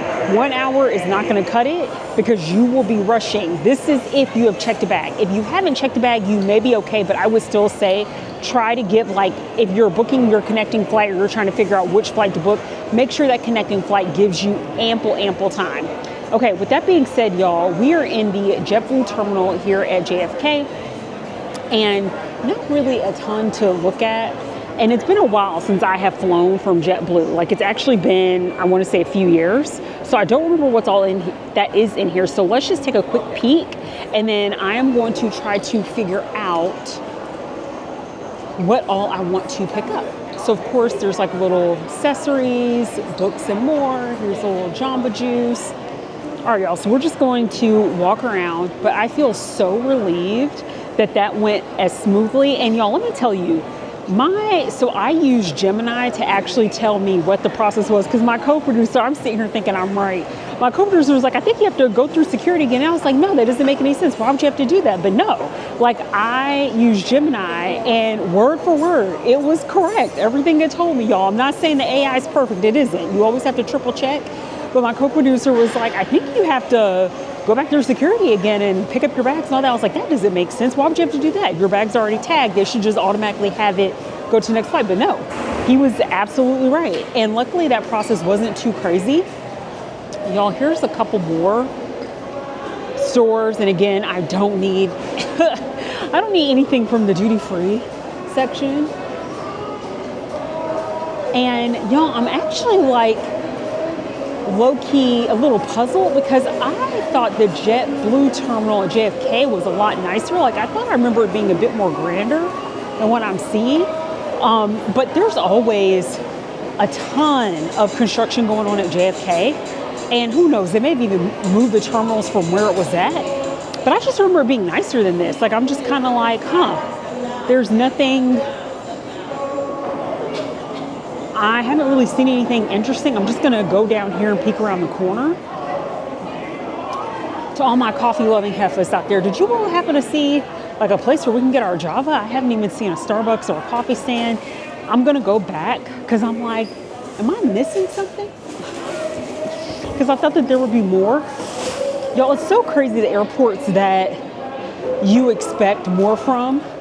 Like I will tell you, and if you missed my departure to London from here, JFK, we're in a different terminal because we were flying with Virgin Atlantic. Y'all, it was disappointing. It was so disappointing. I'm like, there's nothing. There's no character. Let me tell you, and granted, as someone who's done more traveling in the US than I have outside the US, the few airports I've gone to that have actually impressed me, I think I see a coffee stand of some sort over here. Nashville's airport has actually gotten really nice. Portland has a great airport. I love SeaTac. Oh, we have a Leon's Bagels. Okay. Ooh, all right, y'all. Maybe we'll get a bagel sandwich. And, ooh, y'all, you know what? I think this is what we're going to do, because I don't know if you all recall, in one of my videos, I think I was actually, what am I talking about, this morning, when we were looking at the bagel and salmon sandwich that they had at London Heathrow. I was just saying that I didn't, the whole time I was in New York, I never actually got a classic bagel just because there wasn't time. I had some great meals. So I'm like, okay, this may be the time. Like, we're at Leon's Bagels. I don't know how legit it is, but I'm like, this will be like super easy. We can go ahead and grab our Java, go ahead and grab our bagel. I'm looking here, and basically you could pick the type of bagel you want. We'll probably do an everything bagel because that tends to be my favorite. Y'all, look, they have lox. They have like cream cheese, a ton of spreads you can pick from, and of course your toppings. I don't want to do lox, y'all. I don't know if I'm going to do lox. Oh, they also have chicken sausage, y'all, because I get down with chicken sausage. Okay. So let me think, y'all. Okay, they have a classic lox. Or do I want lox? Because that now actually sounds really good. I'm trying to figure out, y'all, do I want to do like a bacon and egg situation? Because I'm like, that sounds really good. Or do I want to I love salmon, y'all. I'm just like, ooh. And this one has like scallion cream cheese, tomato, cucumber, red onion, and capers. Okay, I think I'm going to do that. I actually am going to do that. They have a cortado. They have a latte. Oh my gosh, oh, there's a bird. I was like, oh my God, there's a rat. It's a bird. I was like looking through my peripheral. Do you all see it? Oh my gosh, it's so cute. He's getting the little crumbs on the ground. Oh my gosh, y'all, my peripheral vision, I was like, there's something crawling or hopping toward me. Okay. All right, y'all. I am going to go ahead, place my bagel order. I'm trying to remember if I want the coffee because I'm going to have to walk around with it because unfortunately I need to wash out my my cup. So I'm trying to figure out, do I just want to do the sandwich basically and skip on the coffee? Y'all, I may do that. I would like to have a coffee right now. Actually, maybe I'll go ahead and have it, and then I'll work on drinking it, because it's 12. I have an hour. Y'all, I have an hour. What am I talking about? Okay, so we could probably, there's like a Horizon Bakery cafe over across the distance. But I think I'm gonna go ahead, grab my bagel. I'm gonna do the classic lox. I think I'm going to do, y'all, should we risk it for the biscuit and do another cortado and see if that's any good? We'll try that, and then we're just gonna like hole up somewhere. I'm just gonna find a place to sit, and then we're going to eat and then get ready to board our flight back home to Orlando. All right, y'all, there's like a little alarm going off. I think someone probably hit on the emergency exit, one of the emergency exit doors, but I wanted to call out because I did not notice this, and the person who was assisting another customer ahead of me, she was like, oh, there's actually a kiosk where you can place your order. So y'all, if you decide to come to Leon's Bagels over in the JetBlue terminal, there's actually a little kiosk where you can order, and then you just wait over on the side for them to call your name. So I had gotten the lox sandwich with on everything bagel and a cortado. So y'all, hopefully everything's good, because this was not cheap. All right, y'all, we have our bagel sandwich, we have our coffee. I've already taken a sip of it, it's pretty good. I'm gonna actually hightail it back over to my gate so that we can just chill for a moment, take a couple bites, and get ourselves mentally ready for this last leg of this trip.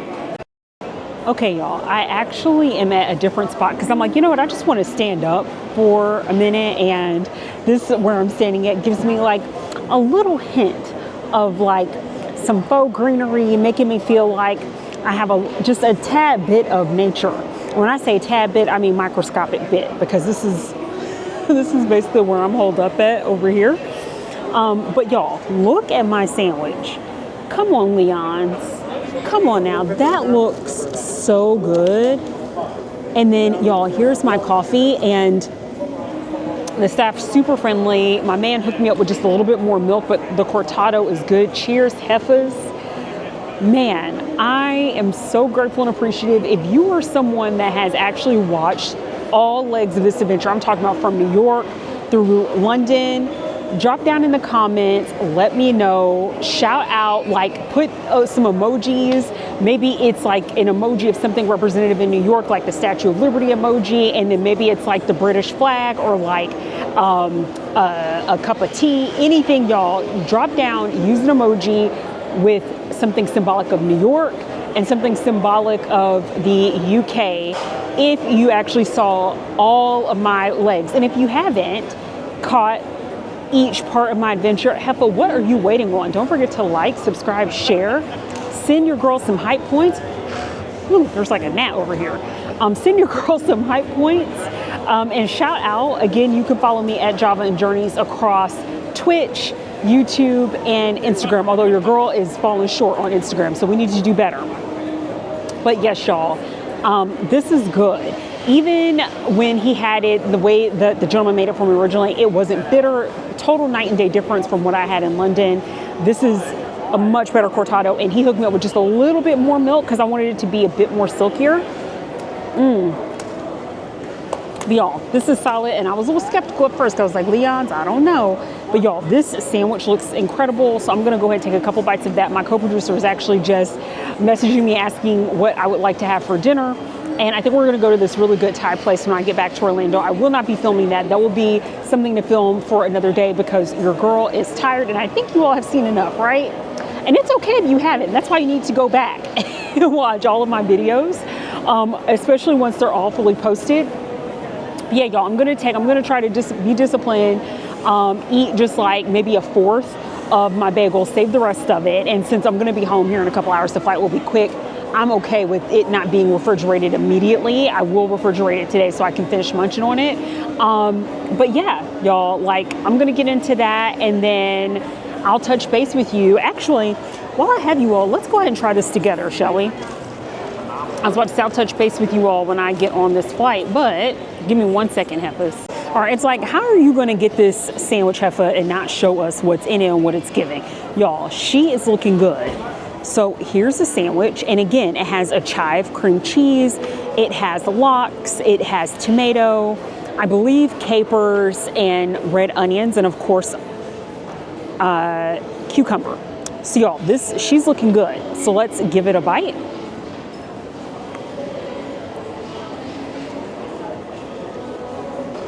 Oh, y'all, she's about to come out. Look at this. I'm trying to like get a good bite.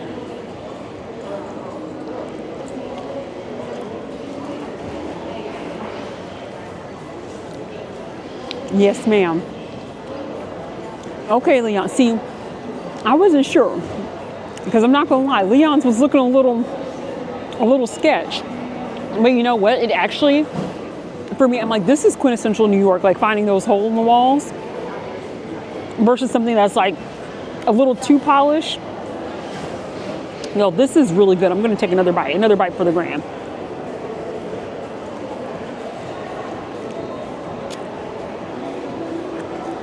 No, this is so good. I feel like I have probably cream cheese all over my mouth. The lox taste fresh. The cucumbers are crispy with that red onion. Not too many capers, so you don't get like too much of that briny flavor. Tomato tastes fresh. The bagel is hitting. Y'all, I have had so much amazing food throughout this trip, and I'm just so glad I was able to fit in a New York staple. Now, as I was walking up, there were a couple other areas that I don't think I got actually really good footage of that I want to show you all. So I'm going to just take a couple more bites of this. I'll show you a little bit more of the terminal as we head over to our gate to board soon. Our friends, we have about 30 minutes more or less before we have to board. So let's finish looking around the terminal. Y'all, I tore up half that sandwich. I said I was only going to eat a fourth. I tore that thing up and I had to stop myself from eating any more because I'm like, I'm going to get some good Thai food on the way back. But I'm trying to think what direction to go in. So I believe you all saw Jacob's Pickles. Let's actually go the direction I was just at, because I don't know if you all caught this, and we'll just do a really quick walkthrough. On my way to Leon's to get this bagel sandwich, I actually passed by a few spots. I was like, oh, I actually don't think I caught sufficient footage in terms of what's unique and what you can find. I think I'm going back toward the right direction. And I think I am because there's a pet relief area. So let me show you all. And like, please be patient with me. If you're like, Heffa, we literally just saw all this. No, y'all, here's Starbucks right here. Okay, no. See, I did not even go down this way.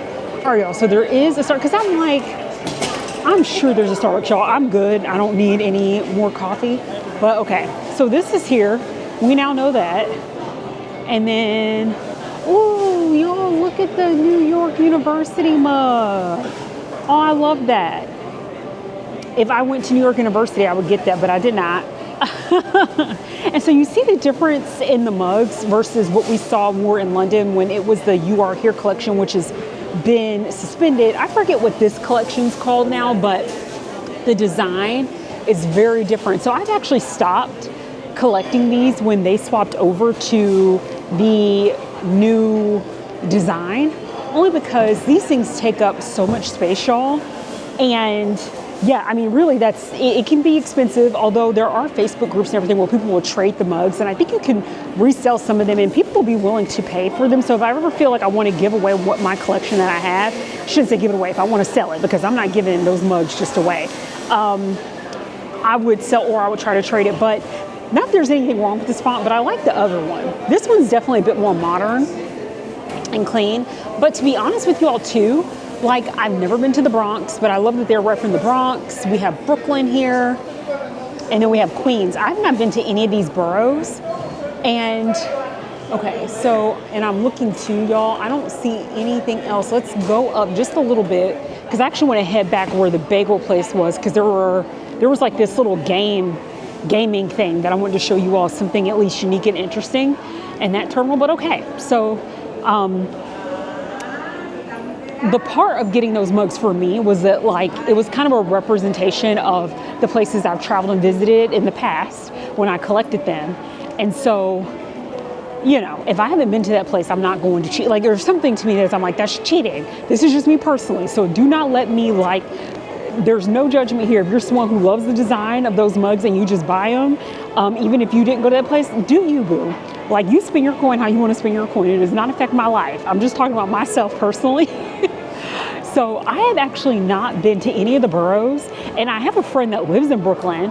And so one of the things I want to challenge myself to do, because I feel like I kind of fall into that trap of like doing what's comfortable in New York, which is staying like in Manhattan, basically in the city. The performances, I'll always go to a performance if I can swing it, but it's like I need to go to the boroughs and like actually see more, because New York is so much more than just like the city core in Times Square. It's very touristy, like all that's very touristy. So needless to say, all right, so we have a travel shop here, and I think so this is going toward, y'all, if you happen to be in this terminal where JetBlue is departing, this is going toward gates 525 to 530, and then 601 to 614. There's a pet relief area. That's pretty much it for the most part with this one. And so because we only have a little bit of time, I kind of want to speed through this fairly quickly so we can go ahead and board. Y'all, I'm so excited to go home. Like, I am going to miss the UK. And y'all, let me tell you, if the opportunity ever came up for me to be in a situation where, like, if I were given the opportunity to work from London, I absolutely would do it. It's beautiful. I don't know, it's so funny how, you know, when, depending on your affiliation and how you feel, you know, sometimes it's like when things are bad, and I'm speaking from like the perspective of being a US citizen, essentially. And like the first thing you think is like, I want to get out of this country, which I've been feeling like that for many years now. It's so interesting going to these places because a lot of people will be like, I want to go to the UK, right? Or Canada. Canada tends to be the first country people say because it's a part of North America, but also like, you know, it's just easier to migrate in terms of proximity and distance than it is to go to, well, and I guess it depends on what part of Canada and where you're living at in the US. But needless to say, y'all, it's when you're in the UK, if you ever get the opportunity to go, and they have like this Just Ask desk, which is really nice. If you ever have any questions, they have all of that information here, which is awesome. But it's so interesting when you're there because I personally think I would love living in London. I don't know that I could ever see myself permanently living there, but I think a lot of that's just because at the end of the day, my friends are here. My mom, excuse me, y'all. You saw a close-up of my head. Just trying to put my glasses back on my face. But like, it's hard for me to think about at my age. If I were in my 20s, it would probably be a little bit different. But like, y'all, I'm a millennial through and through. And it's really hard for me to justify or to think about having to go to another place and rebuild relationships again. The older you get, the harder it is to foster friendships because most of the people that you end up connecting with more so are the people that you work with. Because you spend so much of your time, especially when you're a working professional. And so that's how I end up developing a lot of friendships. And I would say friendship loosely, I would say more so acquaintances and anything like that is through my work. But okay, y'all, so Leon's, just to give you another preview, so Leon's is located, if you go back, where gates 501 and 507, now this is at the time of this recording, because this stuff can always be subject to change, as we all know, but if you come around the corner, there's a bit of like a food court situation here. So you have like this place called Artichokes. Let's actually look in here. You have a Caribbean kitchen. Ooh, y'all. It looks like they have some good stuff over here. There's a burger joint, Philly cheesesteaks, Dunkin' Donuts. Now, you have another bagel spot over here, H&A Bagels. So in case you want to try a different bagel spot, you have that over here. Oh, y'all, and it's definitely giving bodega vibes in this like little food court area where you can just come fix like your salad. There's also some soups over here. So this is very much giving bodega. And this bagel spot looks really good too, y'all. Leon's was thrown down. So, you know, maybe I'll try H&H the next time if I have a hankering for a bagel and I find myself going through JFK. We have an Asian kitchen, and like I said, you have artichoke right here at the end. And then you have just like a lot of grab and go things over here. So that should give you an idea of some of the food options. And I didn't notice, like, I recall walking by that, but I didn't see all the spots. I just noticed the Caribbean kitchen, and I think one other thing, and I was just like trying to walk fast, trying to figure out, well, where are the other options and where's the coffee? But that's just to let you know. And y'all should have my contacts on. Woo. Okay, prop the glasses up. And in this same area, let me say hold please. Let me just check on the time. Okay, so in this same area, because it's fairly close-ish to this like food hall, is a place where you can actually play games. And I didn't notice that till on my walk back, because again, I was staying so focused. But if you are someone, or maybe you're traveling with someone who's big into gaming, there is a gameway area over here, and they have some computers and like couches, and you can, I don't know what the, oh, it says priority pass accepted here. So this is a part of like Amex. So anyway, I just wanted to show you all that really quick in case you are someone or you're traveling with someone who loves to game. There is a area for you to do that. I don't know what the rates are. I don't know how any of that works. So you have to do your own little research on that. But I thought that was unique. That's not something I actually see in a lot of airports. I think this is actually JFK's the first airport where I've seen something like that. But I'm actually shocked that this place exists, because with handheld gaming and so many games being available on mobile devices, which I know that's an entirely different experience than like if you have a Switch or any other type of mobile device. But still, I'm kind of like, because honestly, I would just take my Switch and or my Steam Deck, and I would just hole up, like find a place to sit, like anywhere out here, and that's what I would do. But not that I'm trying to take away business from that place. It's just unusual for me to see things like that in an airport, because I'm like, is that practical? But maybe if you want to just, get in a comfy chair, and play a game that you love, and especially if you're able, I don't know if you can connect with like other communities or whatnot with that. I'm surely you can. We have Bryant Park Market over here. Love Bryant Park, especially around the holiday season, because it's so beautiful. Y'all, I'm good. I have my bagel. There's a part of me that wouldn't mind getting a bottle of water, but y'all, I think I'm good. I'm good. I'm ready to go. Honestly, I'm just ready to go at this point. And y'all, my gate is actually right here. So we have gate 521, and we see Orlando. Well, I don't know if you all can see it, and there's people disembarking the plane right now, so I want to be careful not to get in the way. But we have Orlando right here. So we're just waiting. I'm a part of Group A, which is really nice. So I am looking forward to boarding. So y'all, at this point, I think I'm just going to hang out here, because boarding should start. Oh, we have a while. Boarding should start here in the next 20 minutes, because it's supposed to start at 1:10, and right now it's like 12:51. So yeah, y'all, I hope you enjoyed this little view, and we'll check back in when it's actually officially time to board.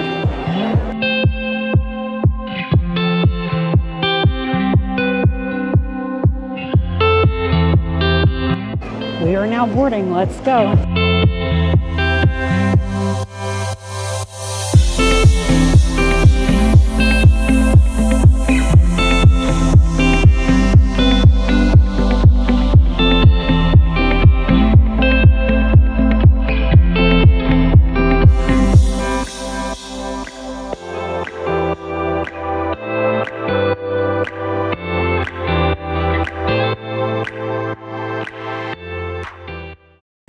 All right, y'all, so I want to give you an idea, and again, even more space. This is not going to have a proper first class because of the length of the flight, but you can see here, very similar to what we were just in for our London Heathrow flight.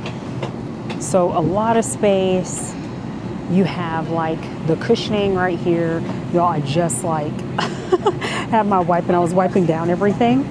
So yeah, that should give you an idea. And then you have a coach all the way in the back. We're settled, everything's wiped down around us.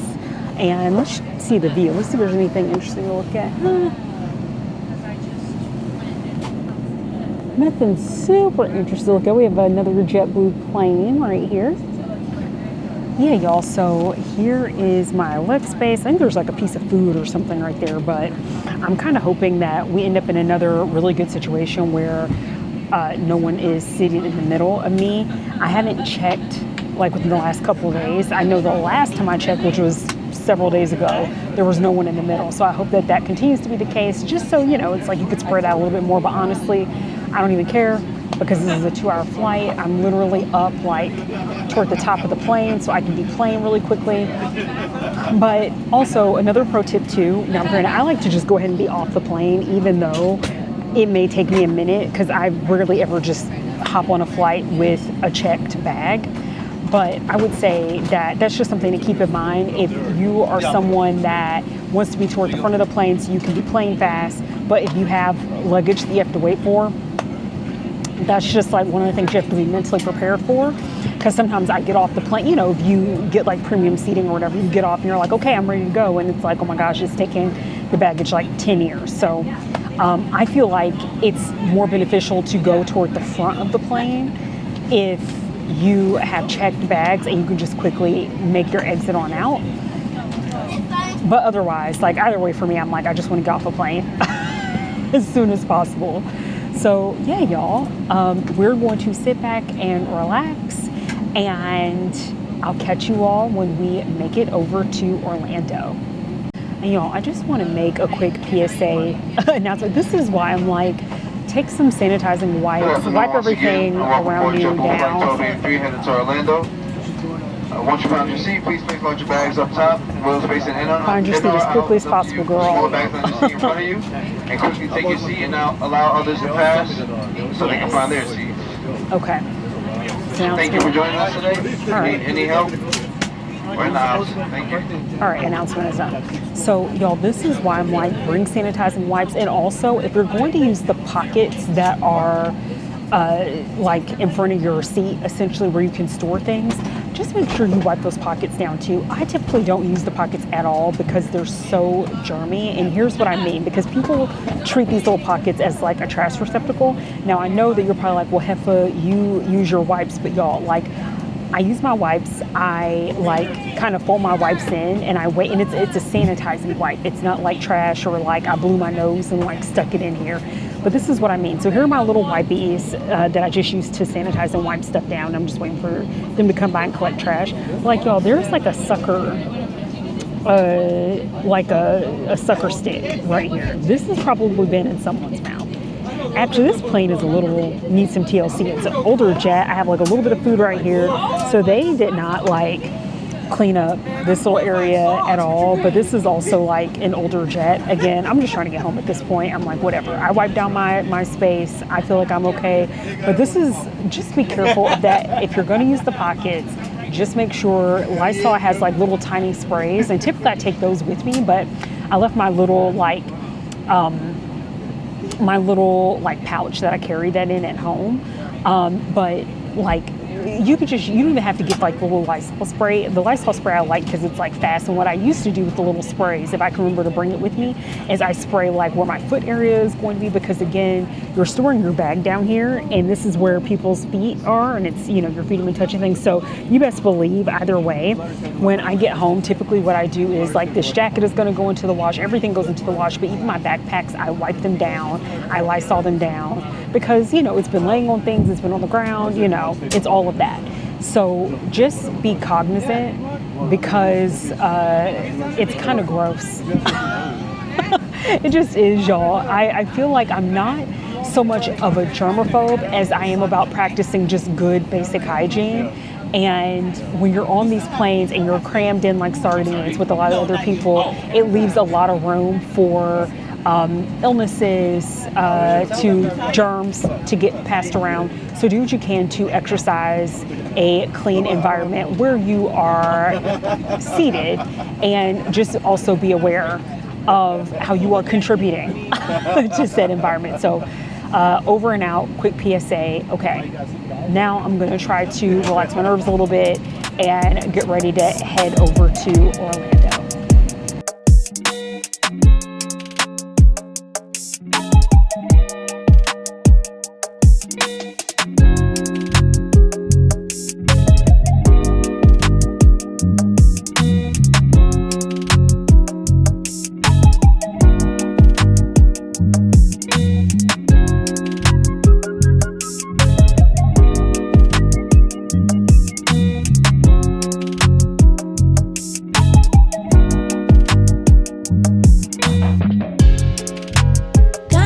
Trying at the same shit. Kinda tired, tryna give a fuck. Saving grace has never hit the same end. I've been running out of luck, yeah. Said I've been running out of luck, yeah. Said I've been running out of luck, yeah. Said I've been running out of luck, yeah. Kinda tired, trying at the same shit.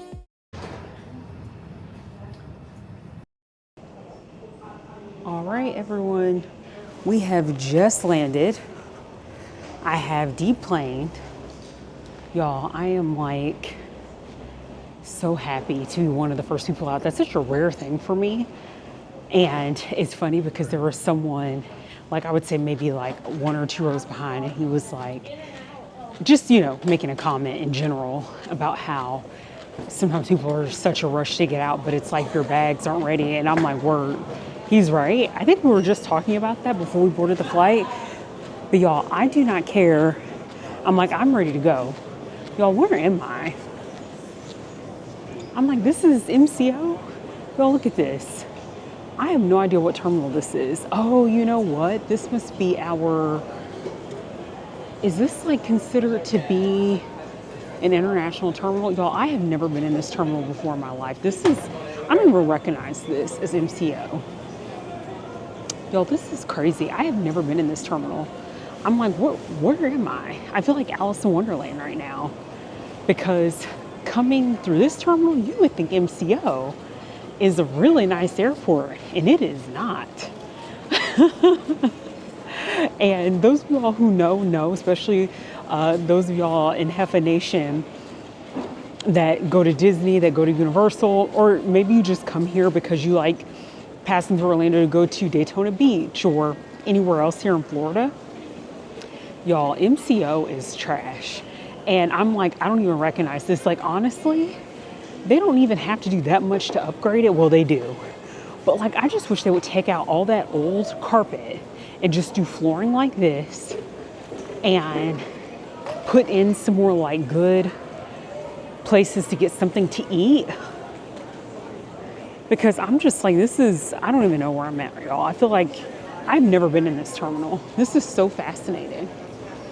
And you know what? The more and more I think about it, because I'm like, why would I not have gone into this terminal when we went to New York? But that's probably wise. Like, I flew to New York and then took a completely separate flight from New York to London. So this is so interesting, y'all. Look at us experiencing some fresh things today. But again, if you haven't already, don't forget to like, don't forget to subscribe. Y'all, we made it. If you have actually watched this video up to this point, drop down in the comments below saying #made it. Because y'all, when I tell you I have been up since 3:30 a.m. and this is London time, it has been the longest day. And I thought in my head, and y'all, I think it's because the time of day I was looking at my tickets, it was reflective of, I think, the time in London, which makes all the sense in the world because in London right now it's the evening. And so I thought I wasn't going to get back here to Orlando until 8 o'clock. And it was because it was reflecting to me what it would be in London time. Y'all, I still have like a bit of an afternoon, all seeing Mario on the sign. It's just making me so happy. So this goes back to what we're talking about. Like, y'all, I of course would jump at the chance if I got a job offer to go to London and like live that UK life. I think it would be such a unique experience because the way of life over there is so different. I love the architecture, the city's amazing. You all saw the amount of coffee shops. I couldn't, y'all. Even in a few years' time, I don't think I'd be able to cover all the coffee shops in the UK. There's just so many. But like the number of experiences to be had, y'all, what is this? Let me tell you, when my sister looks at my video, she's gonna be like, Heffa, what is this? Y'all look. It is a whole digital screen of the airplanes coming in and out. That is insane. Like, what is this? This is like, for those of y'all who watch Modern Family, I feel like Cam, I think it was Cam, when he went to Costco and he was like, what is this place? It's just insane, y'all. I literally have never been in this terminal before. This is wild. But yeah, y'all, like, I think the hardest part for me, thinking about making a move like that, not that I am, y'all, we're speaking of hypotheticals right now, would just be some of my closest friends, especially in Seattle. It would just be so weird to, it's not like I would lose those friendships, but to be that disconnected, because sometimes it's hard enough being on the East Coast, maintaining relationships with friends on the West Coast because of the time difference. And you wouldn't think that 3 hours would make that much of a difference, but y'all, 3 hours makes a huge difference. And that would be the hardest part. But you know, for something that was temporary especially, heck yeah, I would take advantage of an opportunity like that, because being in new cities, and especially when they're offering the things that you love to do, makes all the difference. I think the weather, having to get back to that Pacific Northwest weather vibe would be tough. But y'all, for now, I'm just so happy to be home. There's Epcot. There's a small part of me, because it feels like it's been like 2 weeks since I've been to any park. There is like a small part of me that almost wants to go to Disney tonight. Well, y'all, let me see really quick. There's this specific sweater my sister wants, or it's not a sweater, it's one of these like crew necks here. Oh my gosh, this is so cute. I think they have these in the gift shop, but there is this one, y'all, with the castle that my sister has not been able to get in her size, because the sizes they have are always too large. I'm just gonna see if they happen to have it here. And the only that sucks, oh, this mug is cute. Y'all look at me, see? You could tell I'm already back home. I've never even stepped foot. I've never thought seconds about going into the Disney shop at the airport. But I'm just wanting to see really quick before I exit out if they have that one crew neck that my sister, it has like the castle on it and it's really cute. I'm not seeing it though. Okay, it's probably for the best, y'all. I'm just like taking a quick little peruse because I was like, maybe they have it. I don't see it though. Okay, well, I tried. I don't see it, but either way, y'all, I'm just so happy to be back at home. When I tell you all the videos I'm gonna be doing with just some like words of advice, aw, there's our favorite Disney characters. Oh my gosh, y'all, I'm so happy to be home. See, they're waving at me because they're like, we'll see you soon. And I'm like, yes, you will. Y'all, it's so tempting. And I have another good friend who is coming to Orlando, and he was just saying that, you know, this is like the month of like friendship, because I've been able to spend some time with some friends and that's been really rewarding. But like, here's the, y'all, like literally the international, oh my gosh, this is ridiculous. This is how all of MCO should look. This is ridiculous. Like, oh my gosh, and there's a Chick-fil-A, y'all. Okay, no, because I'm gonna go get some Thai food. I still have half my bagel in my bag. But y'all, this is insane. I'm just like, what the heck? Like, I need to just take all my flights. I don't even know what terminal I'm in, y'all. What terminal is this? Like, look how bright and airy this is, y'all. This is how all of MCO should look. There is a Chick-fil-A. There is a Shake Shack. What the F? Y'all, I am shooketh. Oh my gosh, y'all, there goes one of those Plaza Premier lounges or Plaza Premium lounges, the one that we went to. Oh my God, y'all, that was, I'm sorry. Y'all, what did you think about these like airport experiences we had? I did not like that lounge. Now this one, it'd be curious to see what that one looks like. But y'all, look, here's the Shake Shack. I can't, y'all. I cannot. This is crazy.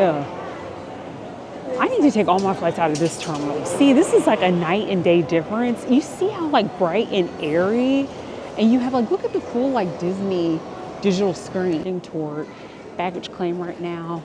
And all of this is making me want to go to Epic Universe, but I'm so serious. Like, I'm tired, but there's almost a part of me that just wants, like my spirit almost just wants to go to Epcot and just take a walk around and just like ground myself back into being home. Because though I had such a blast on this trip, like I said, I learned so much. I learned so much about how I travel. I learned so much about like food for thought when traveling with other people. Because y'all, I've traveled with friends before, but it's typically only been like, you know, a couple nights, never international. Y'all look at, here's security. This is insane. Okay, so gate C. So yeah, y'all, I'm pretty sure this is the international terminal. And Orlando needs to upgrade. Like, this is ridiculous, y'all. I'm like, they need to upgrade the airport to look like the international terminal. Because that is nice. I did not even know we had a terminal that was that nice. Because the general airport feels so dated. And depending on who you're flying with, there's like not a lot in some of the terminals. And I'm like, y'all put all this investment in the international side. And it's probably because, you know, we get a lot of international visitors who are willing to spend money, honey. So they're like, yes, we'll hook up the international folks, but the rest of y'all are on your own. We don't care about the rest of y'all that much. All right, y'all. So we need to head to baggage claim. But yeah, so I have learned a lot about like food for thought when it comes to traveling with other people and what I've even learned in that process. So what I'm probably gonna do, y'all, keep hanging tight with me. I will likely do some subsequent videos on like all the things that I purchased during my journeys. That will probably be one video, and then there'll be a separate video of just like some food for thought, right? I'm not the expert by any stretch of imagination, but when I tell you, y'all, I learned so much. That is the one thing that I appreciate about this trip. And y'all, look at this. This is crazy. Look at this. What is this place? This is not MCO, y'all. I have gotten off at the wrong airport. There's no way that this is MCO. This is wild. There's no way that this is MCO. I refuse to believe it.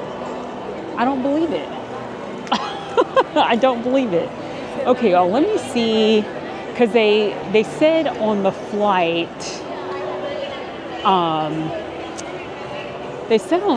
where to pick up our baggage, but I was like half paying attention. Let's see. Arrival. So we are from New York, JFK. So let's see if it's gonna show up.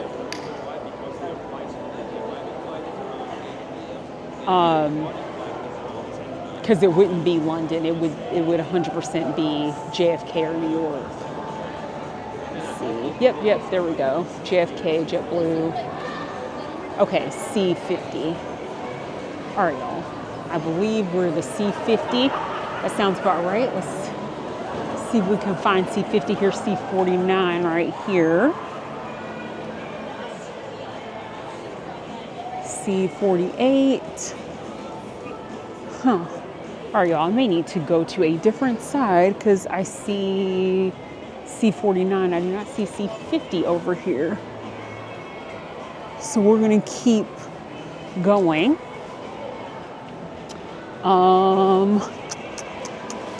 Where is C50? Let's see.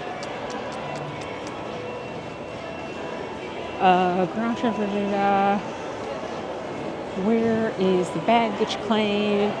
I wonder if they have some on that side, and then yeah. Okay, y'all, we do need to go on the other side. So let's see. Yeah, C48, C49's over here. So C50. Okay, so we need to go down here. I saw the sign, y'all. This is wild. Okay, so note to self: try to fly out of the international terminal if you can swing it. I'm guessing JetBlue and some other of the airlines. This is crazy. But anywho, so stay tuned, Heffas, for all the content that's going to be coming out, especially on the learnings on this trip. But I am so grateful to you all for hanging with me, and you know, keep showing your girl some love and support, because again, long-term goal is to be able to do something like this full time, travel around, show you all the sights and the sounds, but you know, with a caffeinated twist, because how are we going to be Java in journeys if we're not getting our Java on? All right, friends, so our bags are coming out right now, so I'm going to go ahead and wrap this up so I can grab my bag and meet my co-producer, aka hubby, who should be picking me up. We're gonna get some Thai food, y'all. I'm ready to get my eat on. Don't forget to like, subscribe, share, follow me at Java and Journeys 24 across Instagram, YouTube, and Twitch. All right, Heffa Nation, thank you so much. My heart feels so full. I'm so happy to be home. I cannot wait to get a hot shower. Maybe get a Disney visit or two in this weekend just to like decompress a little bit and take my mind off of all the things. And also just to process everything that's just happened. There's been a lot that's gone on in the past couple weeks. So with that being said, y'all, I wish you a good one wherever you're at. Stay safe out there. And until the next journey, stay well caffeinated. Bye.